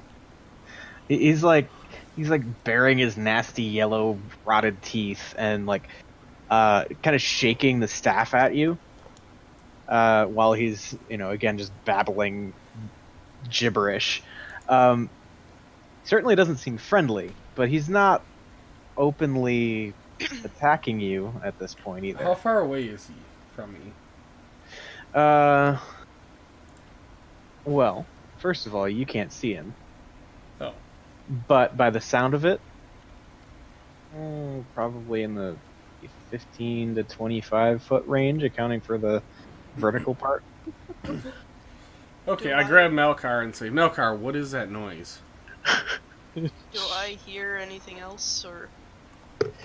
Well, you still hear the continuous snapping and crunching of the creatures that are converging on the building. Okay. I bar the door. Yeah, so you kind of pull everybody in a little bit and swing the door shut, and yeah, we'll say it's easy enough to go ahead and bar the door. The crazed-looking, mangy-haired human still babbling at you the whole time. Can I get out, like, try to step away from Melkar and try to get out of the darkness? There is not a single point in this room where you'd be able to escape the darkness. Can I tell that the crazy babbling is coming from humanoid that might speak common?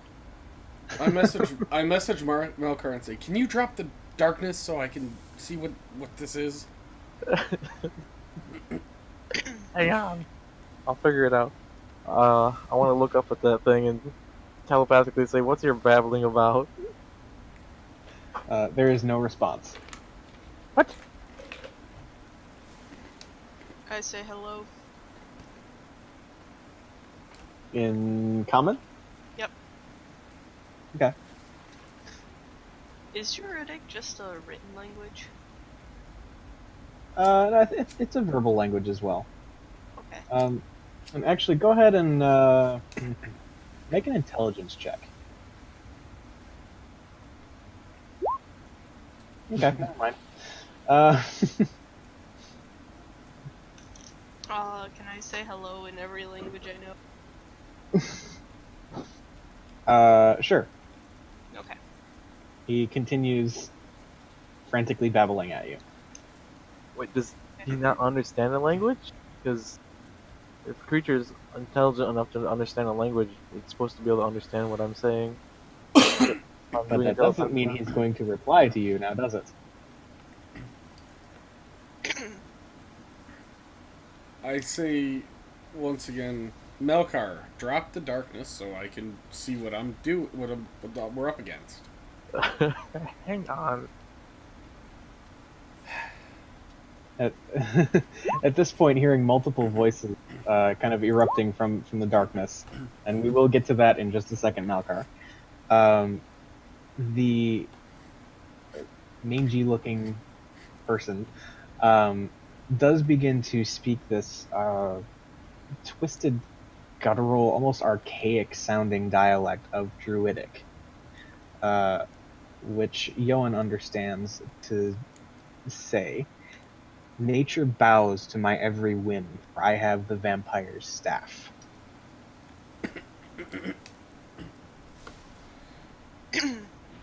I translate this to pertinent parties. At this point, I cast suggestion on Melkar. Can't see me. Alright,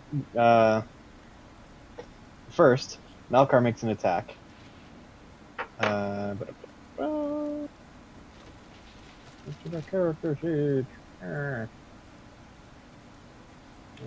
Oh, you're right. Can't see you. Never mind then. I want to ask him what the vampire staff is.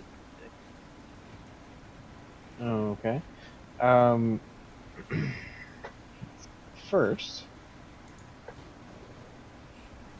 yeah, the firebolt does connect, and there's this like frantic, primal screaming as you.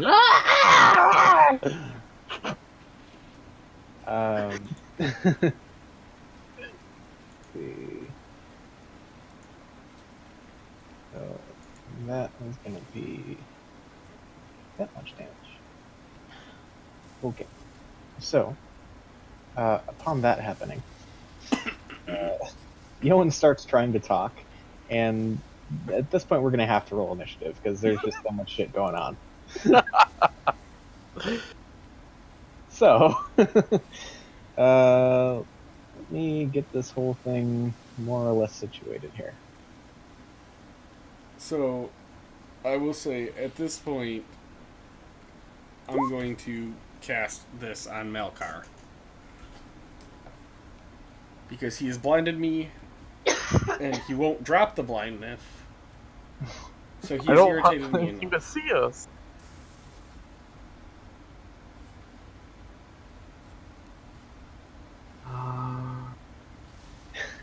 Wisdom zero. And Okay. as an RP sense, I will message Malkar saying, "Drop it now," and now is going to be like the trigger for the distant whisper. Okay. So you fail hard. Getting stuff situated.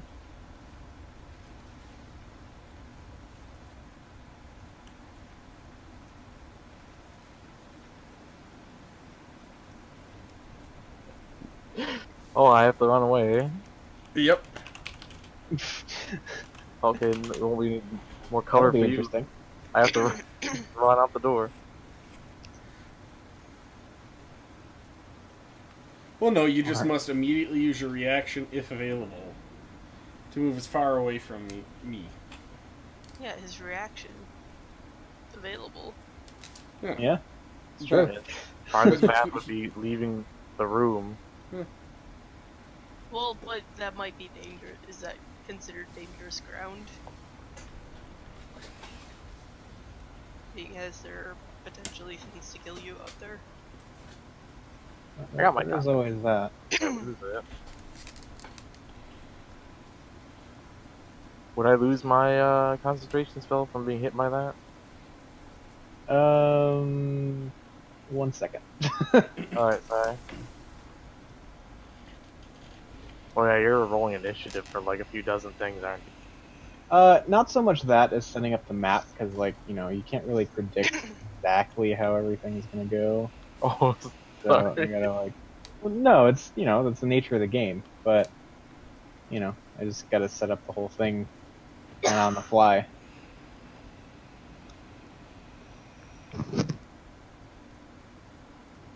Get faster? You can try if you want. Nope. I'm good. I'll pass. Okay. So that. Hooray! I see fucking nothing.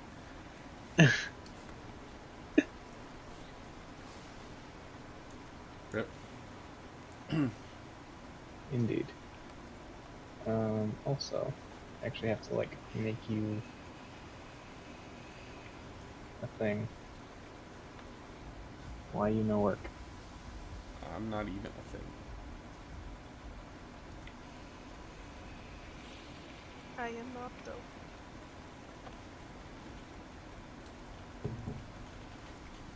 What the fuck is happening?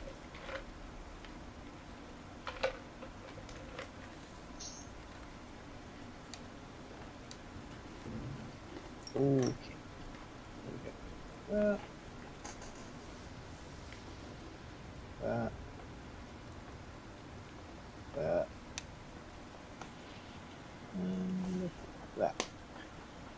Okay.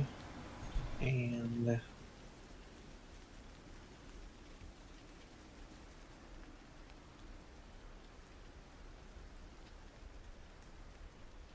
Yep.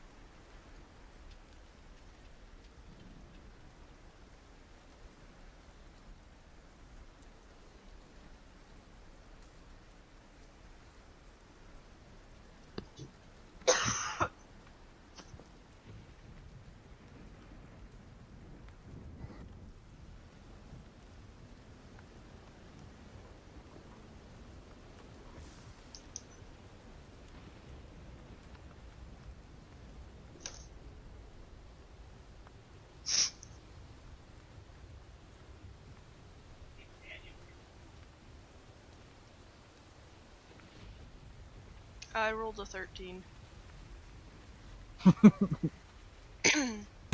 I still can't see shit.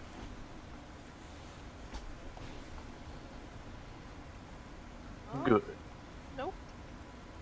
It's black. And I can't hear Eric either. And now I can. nope. But have you tried zooming out? Because there is like a little tiny bit that. Nope. I can't see anything. I see nothing, yeah. Interesting. I'm fully zoomed out and I see black.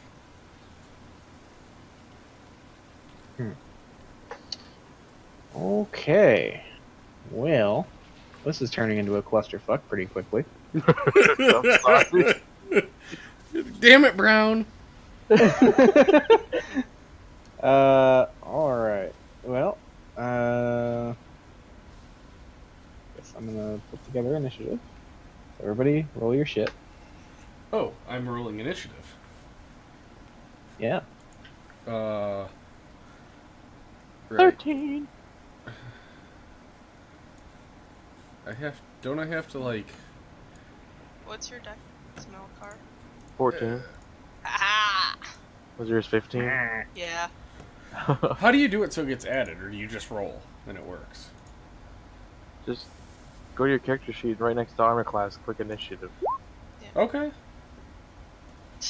Yeah, no valid token was... I don't have any tokens. I don't see anything. Yeah. That's okay. Interesting. Because that's what mine says too, so. I'm gonna have to fucking rework this shit again. Roll20 probably sent out some update that fucked my macros. Well, because somehow yours went through, though. Oh, you're just going to manually do it? Yeah, Okay. that's why I'm having you roll. I gotcha. Okay. That's why I'm 13.1. This guy.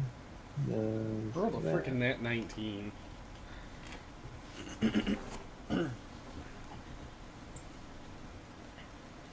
Okay. So. First up is Ron, and Ron is casting Whispers, yeah? Yes. Okay.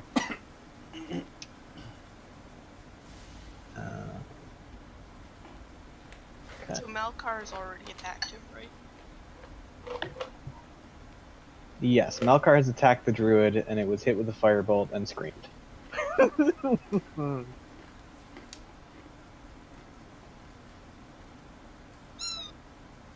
Oh. He's meowing. I know. He It's wants his daddy. adorable.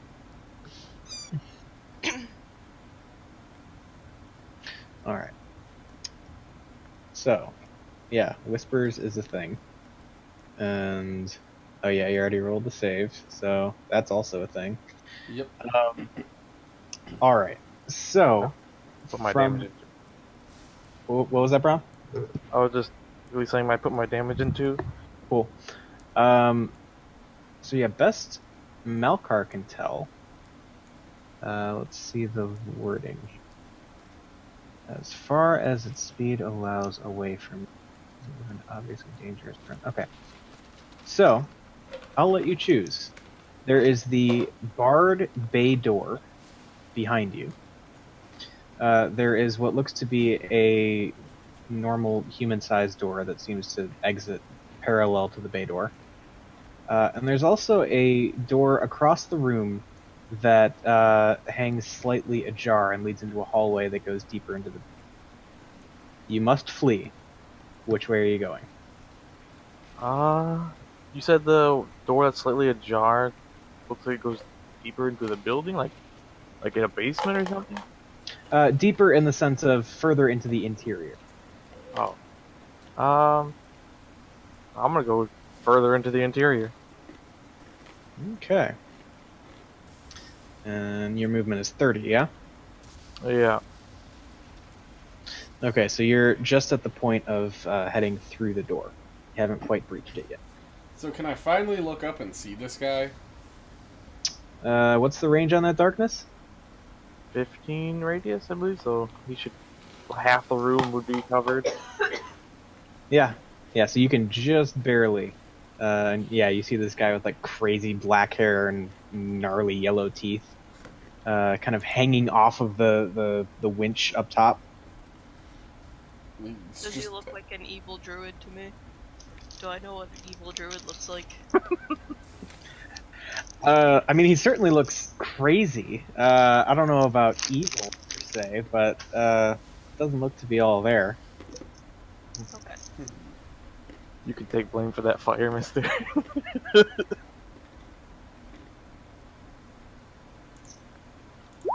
I'm gonna give it a shot. I'm gonna cast Animal Friendship on him. All right.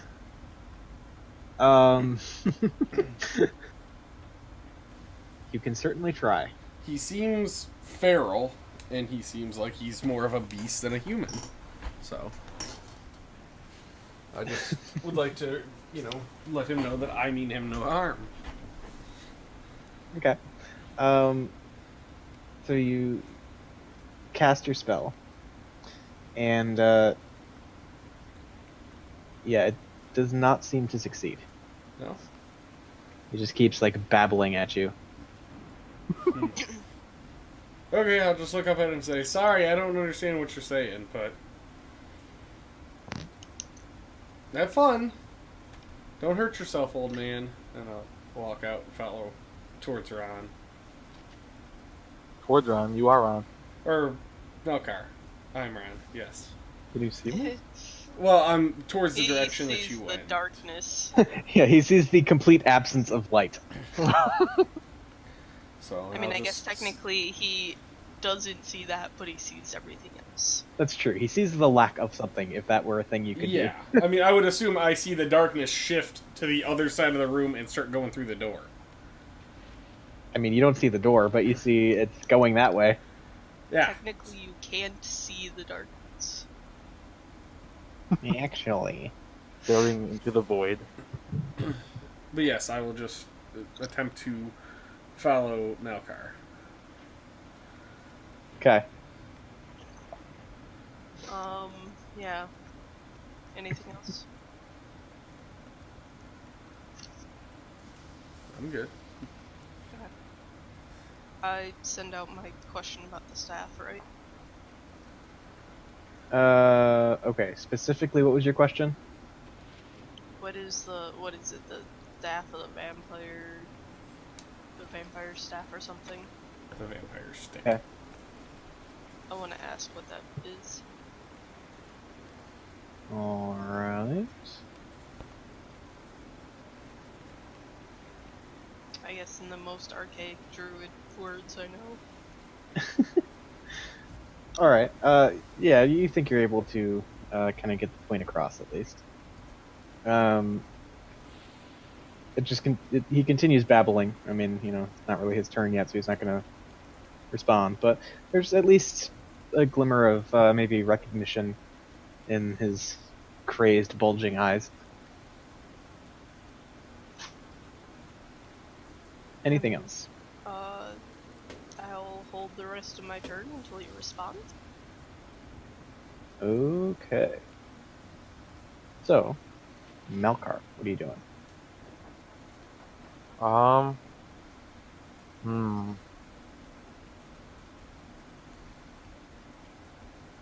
I don't know. I guess I'm gonna explore the interior while they're dealing with that guy. Okay. Um, so, you continue on through the door, and you see in front of you there is what looks to be a like a spiraling ramp that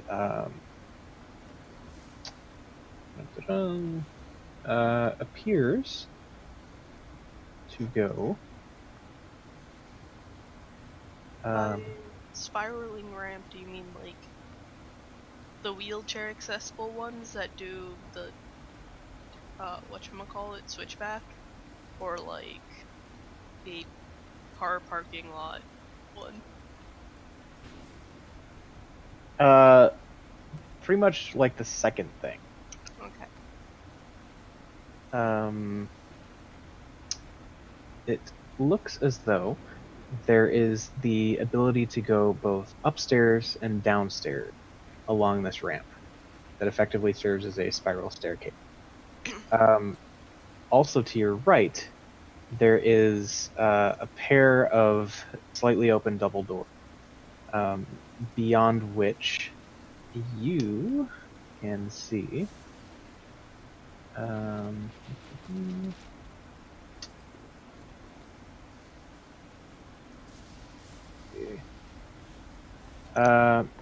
you can see what looks to be a number of large vats, probably used for the fermentation process in creating wine.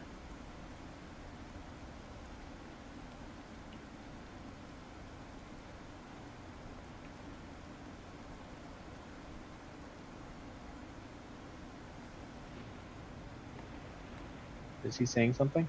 What? Oh, oops. My mic was muted. Okay. How much movement did I use to get to this point? You've used 10. Alright, I want to walk back into that other room. And am I able to hold an action? I would say yeah. Can you walk in there? Okay, I'll just hold my action until they're both done. Or till this crazy guy goes. And everyone else gets their turn in from that. Okay. So yeah, you head back in. You're kind of like under the cover of the balcony of the loading area, and so you have like you just enough to have a line of sight to the druid, but you know still able to kind of hide behind the wagon and such. Alright. Okay. So. Still unanimous. We still don't see anything, right? Well, at this point, now that Malkar is back in the room. I was talking about real life. I still don't see. Oh. Me either. Yeah. Yeah, I'm just gonna have to narrate to you because I don't have. Okay. You know, I Okay. want to. I just that wanted to make check. sure. Yeah, I mean you should be able to, but it's not working. Ruby log. Wait, I wonder. Let me try one thing. I already tried. I just tried relogging. How about that? Nope. That? Yep. Yep. Yep. Okay. Yeah, they just have some defaults turned on that I never do. Okay. Oh, that makes So- it a lot better. Yeah, so essentially, bear in mind that the druid is actually up on the next level. So he's on the balcony where Malkar is just on kind of the maybe 3-foot raised platform that's on your level. Okay. And now we can no longer see anything. Yes. Now that you can see things in real life, you cannot see things in game. But I got him away from me long enough to get an idea of how this room, like how it looks. Yeah. Cool. Yeah, I'm assuming I know exactly where that guy is because of my high roll sound perception, but at least I know the rest of the layout now. Yeah. Okay. Cool. So, at this point, having just been fire-bolted and such, this guy is going to take a flying leap off the balcony, kind of running along the side, hopping down sort of onto the cart, and then trying to kind of take a swing at Malkar. Can we make a quick check for him to see if he hurts himself on the way down?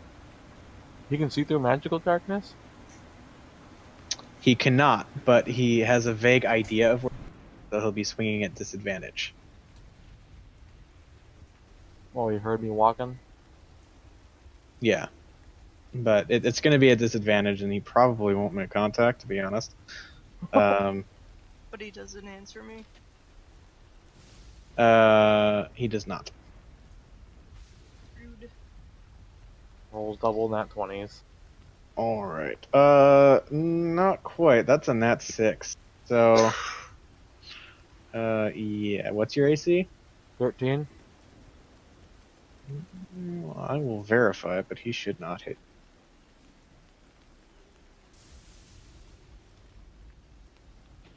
Yeah, no, he misses. So you just you see him come down and kind of clumsily land on the wagon, not hurting himself, but almost falling on his ass. And he kind of launches himself in your general direction and just whoosh, with his nasty black staff that he's wielding. So he is still kind of occupying the space that you see him in on the map for reference. Okay. That's going to end his turn. Okay. So me, I guess, dealing with the, what I see from him as, you know, he has the staff of a vampire and such, that he is probably not a good druid. I will attack him. Okay. Want to attack. How do I things? Yeah. Huh? Of course, now he's in the darkness, so I'm gonna be at disadvantage. Indeed you will. Let me know when 10 minutes has passed since I cast it. Okay.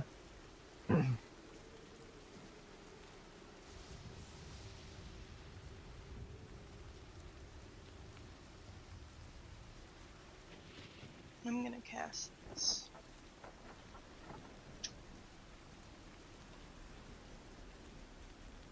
See if that 12 hits. Okay, yeah, so you lash out with a whip of thorns, and, was that at disadvantage?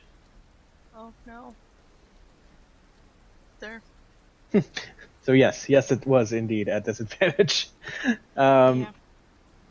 And yes, you do manage to, like, you swing and you feel it connect with something, and again you just hear him, ah! Okay. So I do my lovely 1d6 damage. Okay. Yeah. Do I get a okay, so that's piercing, so I don't get a plus on that, my damage? At all? It's just 1d6? Unless it explicitly says you get to add something, you do not. So Yeah, it just says a melee spell attack. And then I pull a creature up to 10 feet closer than me. Okay. So, I guess I'm just gonna leave it there. It'll take its 3 points of damage. Fair enough. Okay. So that's your held action that you're waiting to Yep. pop. Cool. Malkar, want to use his? Yeah. If I cast spells at melee range, is it at disadvantage? If it is a ranged spell, then yes. Hmm. What if it's a? I don't know.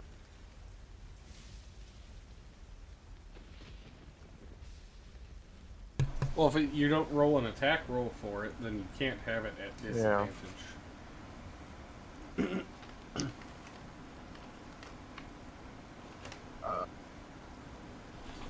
Do I have the ability to pull out a dagger at this moment, or do I only have the action? I mean, you didn't do anything like that on your turn, so I would say you could pull it out. No. As my bonus action, can I pull out a spear? Yeah. Cool. Alright, I attempt to hit him with the dagger. Okay. Go ahead and roll your attack. Not at this. Okay.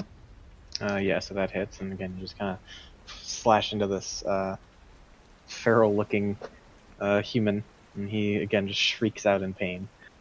But yeah, still very much standing.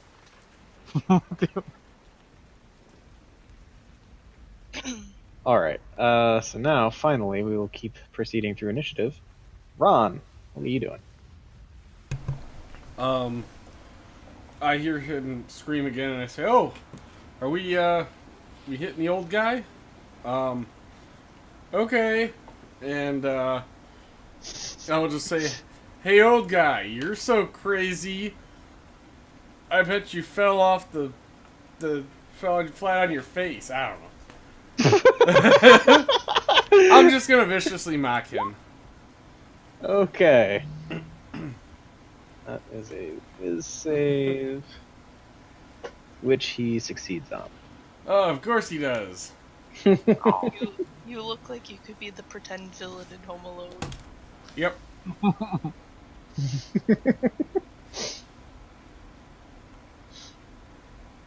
Okay.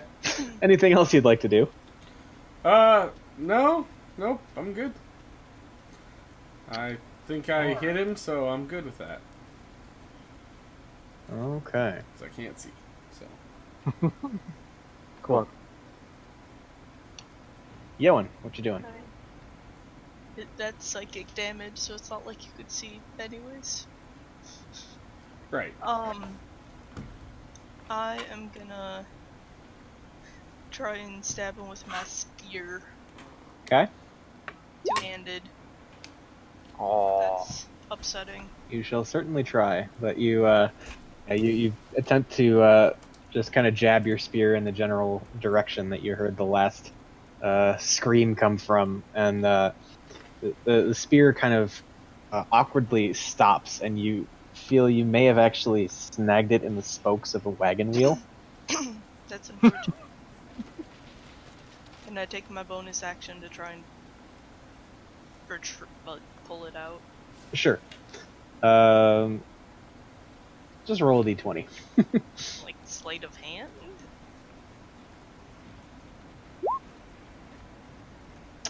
Not happening, unfortunately.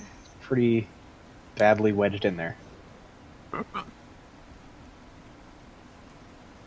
Alright. Is that it for Yoan? Yeah. Okay. Melkar, what are you doing?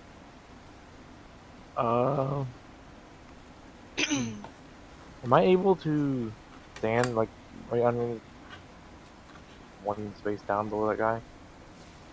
Yeah. Alright,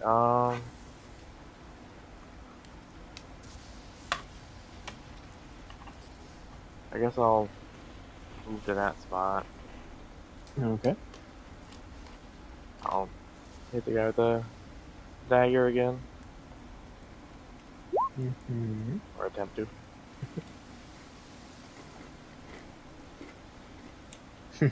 Yeah, you attempt to. But yeah, you swing and despite being able to see clearly, you just, dagger's not your weapon of choice. You prefer to be slinging spells, and it kind of shows. Anything else you'd like to do?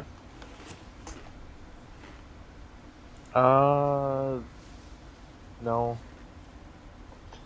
Okay.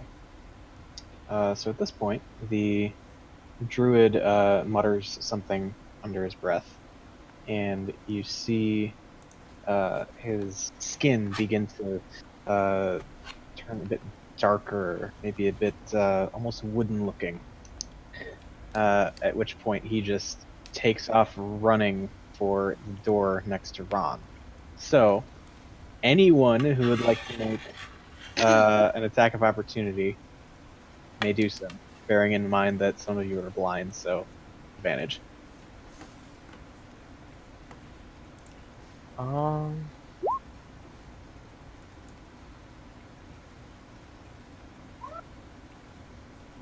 Since Hellish Rebuke is reaction, am I able to do that like this, or does it have to be someone who attacks me? What's it say? Let's see there. Hellish Rebuke, you have to be attacked. That's what I thought. Yeah. Rebuke. Alright. So I'll use a dagger. Okay. No, I won't. What's great is the blinded people can hit, you can't. Okay. So let's see. Counting for. Oh, by the way, since it hit, I can pull him 10 feet closer to me. Oh, duly noted. So I don't know if he can actually get that far because he starts running, and I grab him and pull him back. Bear in mind though, his AC is a bit boosted now. But can it beat a 19? It cannot beat a 19, but it can beat that 14. So, That's yeah, okay. that 19 She pulled hits. it out of my grip and I whiffed. That must have been it. Yep. Okay. So that's 2 forward, and then they. Okay, so it runs here, 3 forward, then 2 back, and then 1 forward again. And that's gonna do it for this. Ron, what are you doing? Well, it's, do I know he's right next to me? What? Yeah, you're breaking up. Son of a bitch. I said, do I know he's right next to me?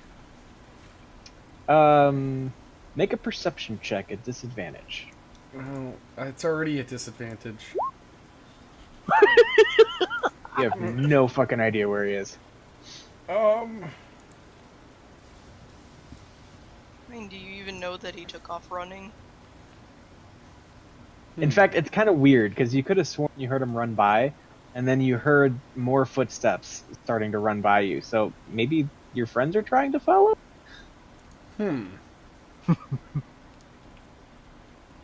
Well, since it works so well, I'm gonna go ahead and cast this again at that guy. Okay. Is that a cantrip? Nope, Well, you don't know. But thorn whippets. I actually would know. Then you should know. Okay. We'll come down to the modifier. It's a close one. But unfortunately, he succeeds. No, that works. It's still 3d6. Half. Yeah, Half. so it's 5. Okay. So still not bad. Yeah, you do hear kind of like this pained, like, ah! Right next to you. It's weird. Does he It was- sound bad? Does he sound bad? Like, does he sound like he's getting worse? Yeah, he certainly seems to have taken a bit of a beating at this point. With my bonus action, I'm going to reach out towards where Yoan is and say, Yoan, for the love of God, save us! Inspiration? Uh-huh. All right. That's a d6. That is a d6. Okay. Okay. Yoan, what you doing? For my bonus action, can I try and pull my spear free? Sure. Not happening. You really got that thing in there good. Okay. I'm gonna cast Thornwood. Okay. And Oh. I'm gonna take my d6. It is a 7 an automatic fail. Unfortunately, a 1 is a 1. Okay. I mean, sometimes people have a 1 is an automatic fail, and sometimes they don't. Yeah. So. Okay. Are we having 1 as an automatic fail? Yeah. Okay. Well, I'll keep my d6. Okay. But the 24. If only. At this point, I hear a whip crack right next to me, and I just say, Yoan, get him! Yeah! You got him! Yeah, you could have sworn you just felt the of something pass like maybe 2 inches from your nose. Mm-hmm.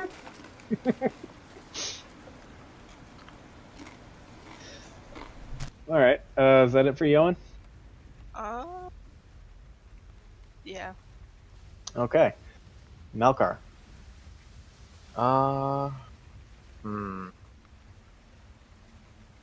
The 2 squares right there, that's the bay door that's closed, right?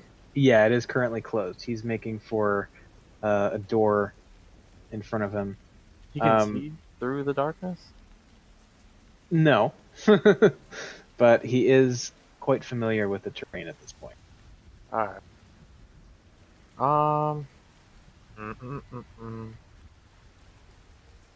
Big action.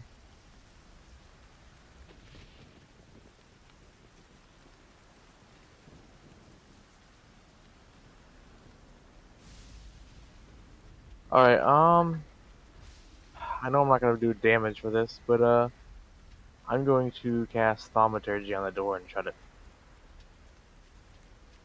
Try to what? Shut it. Oh, shut it. Okay. As long as the door or whatever is locked or unlocked, excuse me, I can open or shut it. And it takes an action. Okay. Yes. Okay. Door is shut in his face. Does it break his nose? It does not.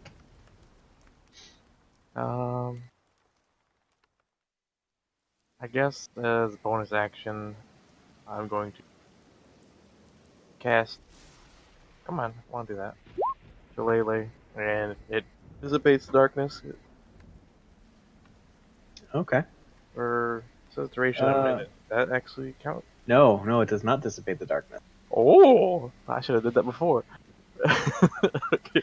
Yeah, it only dissipates it if it specifically says concentration. All right.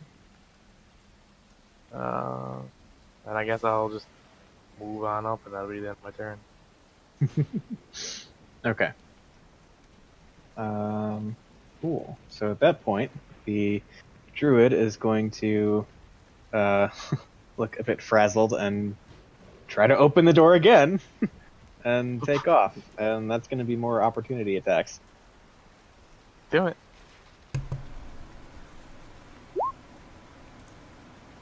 That's a miss.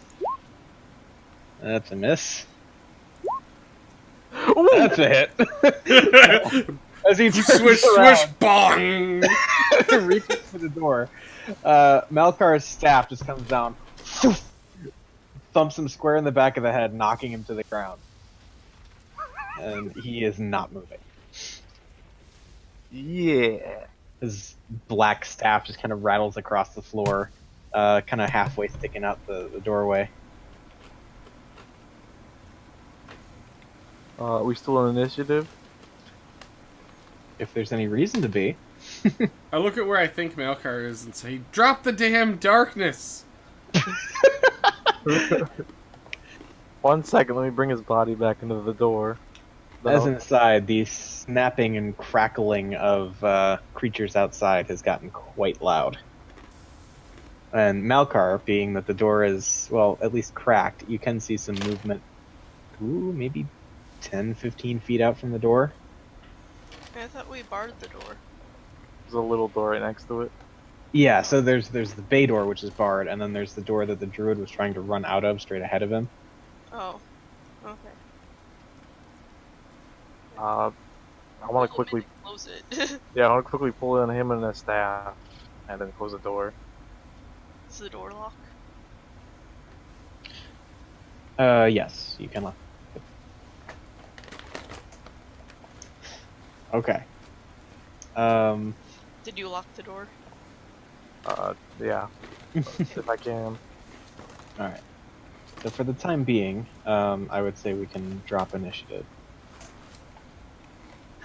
So yeah. What's going on? I don't know. I can't fucking see. I'll dissipate the darkness, and then I'm gonna hand the druid staff to Yoan. I want to inspect that and the body Okay. to see what I can find out with my druidic knowledge. Alright. Time out for like 1 minute. I gotta piss real quick. I was holding it like half the fight. There wasn't even a fight. That was just chaos. It was a one-sided fight. I did more damage than he did. Who? I did more damage than the druid did. Oh. The druid only miss Yep. So I did more damage to our team than he did. to our team. Yep, I hit Malkar once with Dissident Whispers. Oh, okay. I'm the real MVP of this combat. I did more damage than the one shillelagh hit to him than you hit me with that. By 1 point.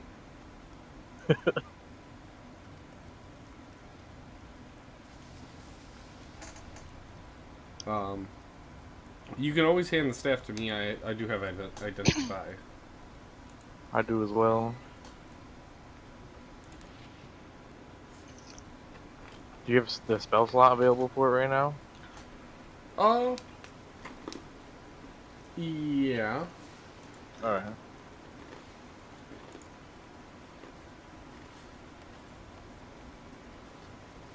I have to go to the bathroom too. I'll be back. Alright. Yeah, as I long mean, as if you have the spell slots, that might be better. 'Cause that would be my last one for first level, but I do have 3 second level spells. I have one more spell slot in general.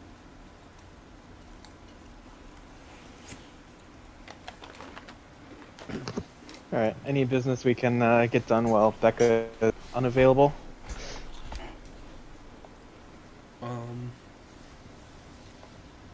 Don't you get your spell slots back at the end of a short rest? Yeah. But I only get 2 spell slots total. I already used one. Well, yeah, so I'm saying you could use this one, we could take a short rest and discuss what this thing is and what we're gonna do. I'll identify it if we have 10 minutes. Cast it as a ritual.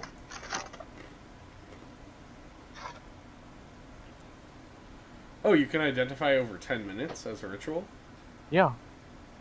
Identify, comprehend languages is like the only 2 spells I could choose from at the moment. That were good. Oh, well, yeah. Whichever of us wants to identify it, I can do it or you can do it as a ritual.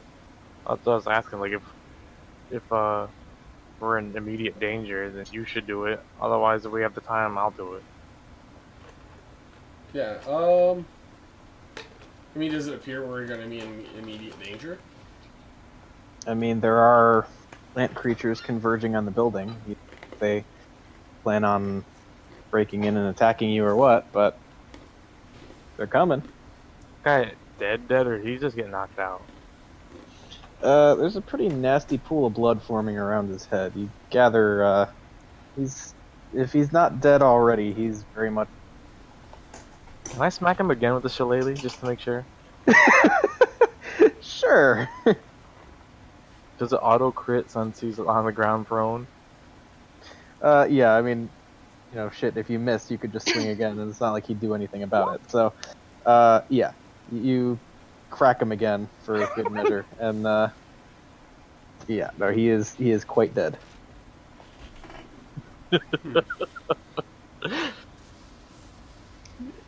Stay down.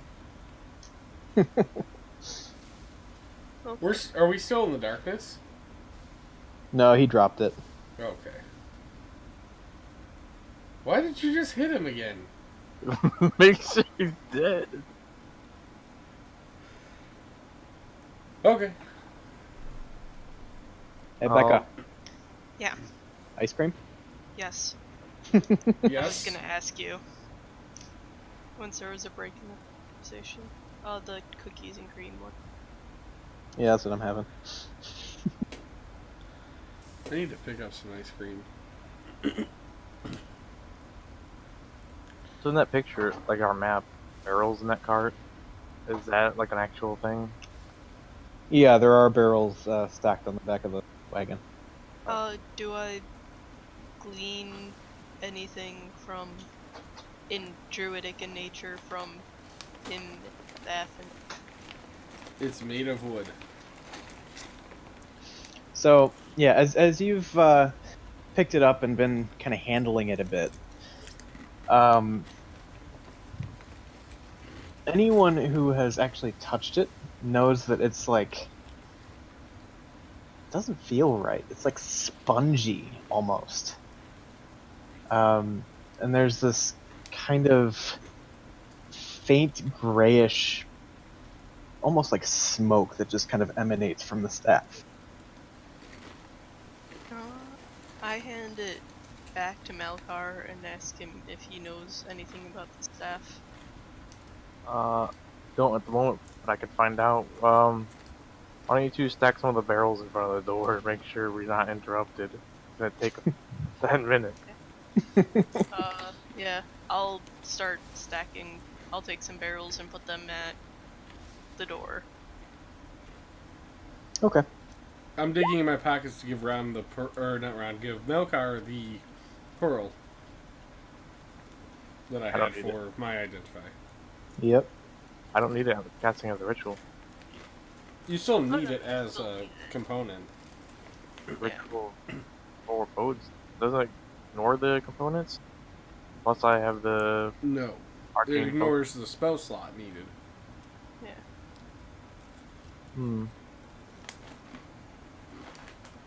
Either It's way. kind of like you don't have to expend.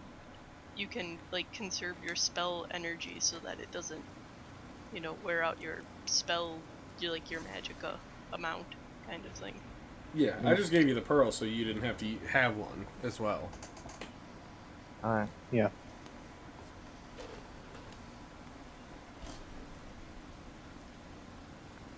Okay, we'll start the ritual then. All right. So, Do I find anything in his possession? not really. He's got some kind of mangled, frayed robes, mostly like dark brown, speckled with all sorts of stains, lots of probably blood. Beyond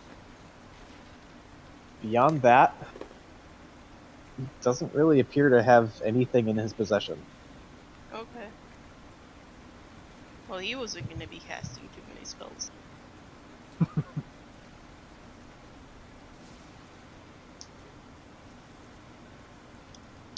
Kong back, babbling fool in the head. Okay. You being the bastard. So as the 10 minutes go on, the snapping, popping sound outside grows louder and louder. It doesn't seem as though they're attempting to make their way in, but it seems, from the sound of it, that they may be congregating just outside the door.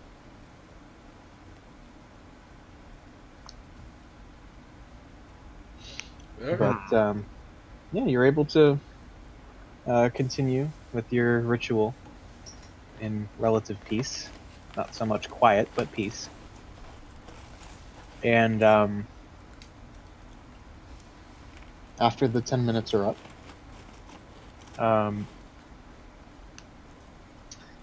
let's see specifics here. All right. So you gather that this is it's an item that requires attunement. Mm-hmm.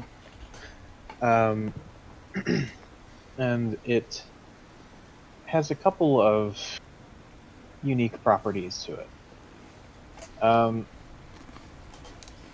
First of all, the two things that kind of, well, the abilities that it grants draw from a pool of magical energy that effectively has 10 charges, and from a game standpoint regains 1d6 plus 4 a day at dusk. It can be wielded as a magical quarterstaff, and on a hit, it deals normal quarterstaff damage, and you can expend 1 charge to regain a number of hit points equal to the damage dealt by. Each So you time get- a charge. Go ahead. I was just gonna say, you said that you get 1 charge a day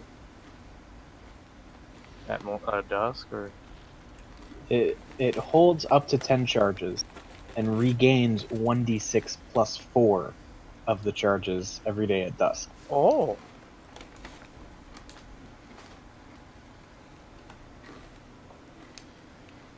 That's quite a few charges. It's true. And it's a Um, heal on hit. That's pretty sweet. Every time a charge is spent, however, the wielder must succeed on a wisdom save or be afflicted with short-term madness. yeah. And what happens with short-term madness? What happened with that guy? Could be lots of things. He was mad before he staff.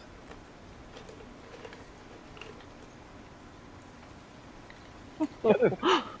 Worth noting about this staff is that while you are attuned to it, blights and other evil plant creatures don't regard you as hostile unless you harm them.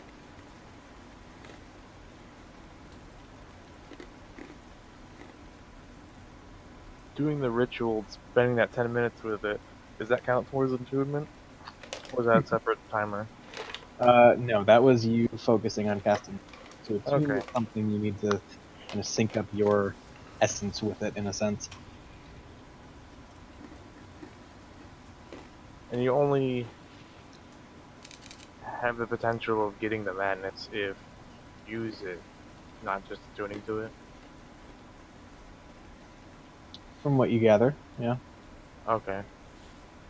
I guess I'll just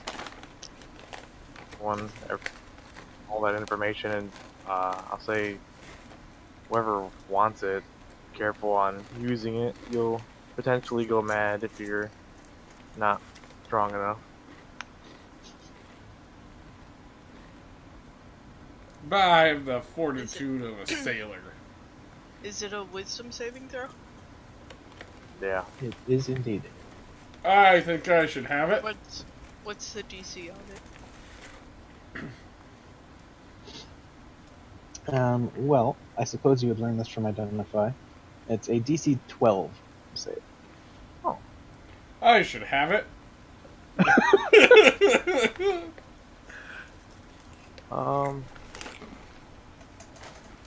I guess since it was a druid that had it, I'm gonna give it to Yoan. Okay. I'm gonna turn to Melkar and say if you want it, you can have it. Otherwise, I will take it.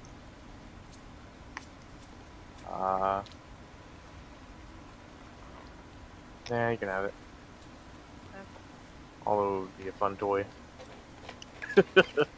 Yes, it would.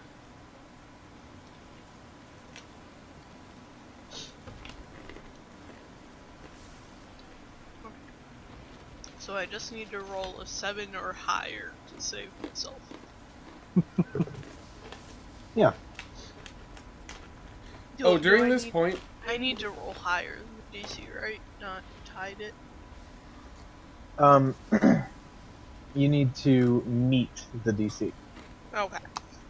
So I just need to roll 6 or higher. I think most of the time I'll do that. I think during this point, I helped Yoan extract his spear. Okay. Oh, yeah. Can I get my spear back?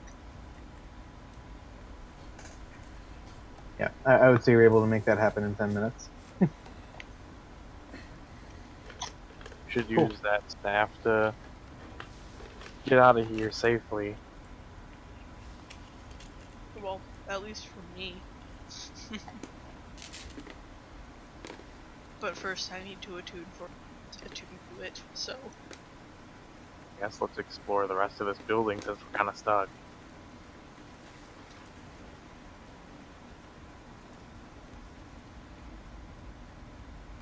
Okay, so... Should we end it there for tonight? Seems like a reasonable place.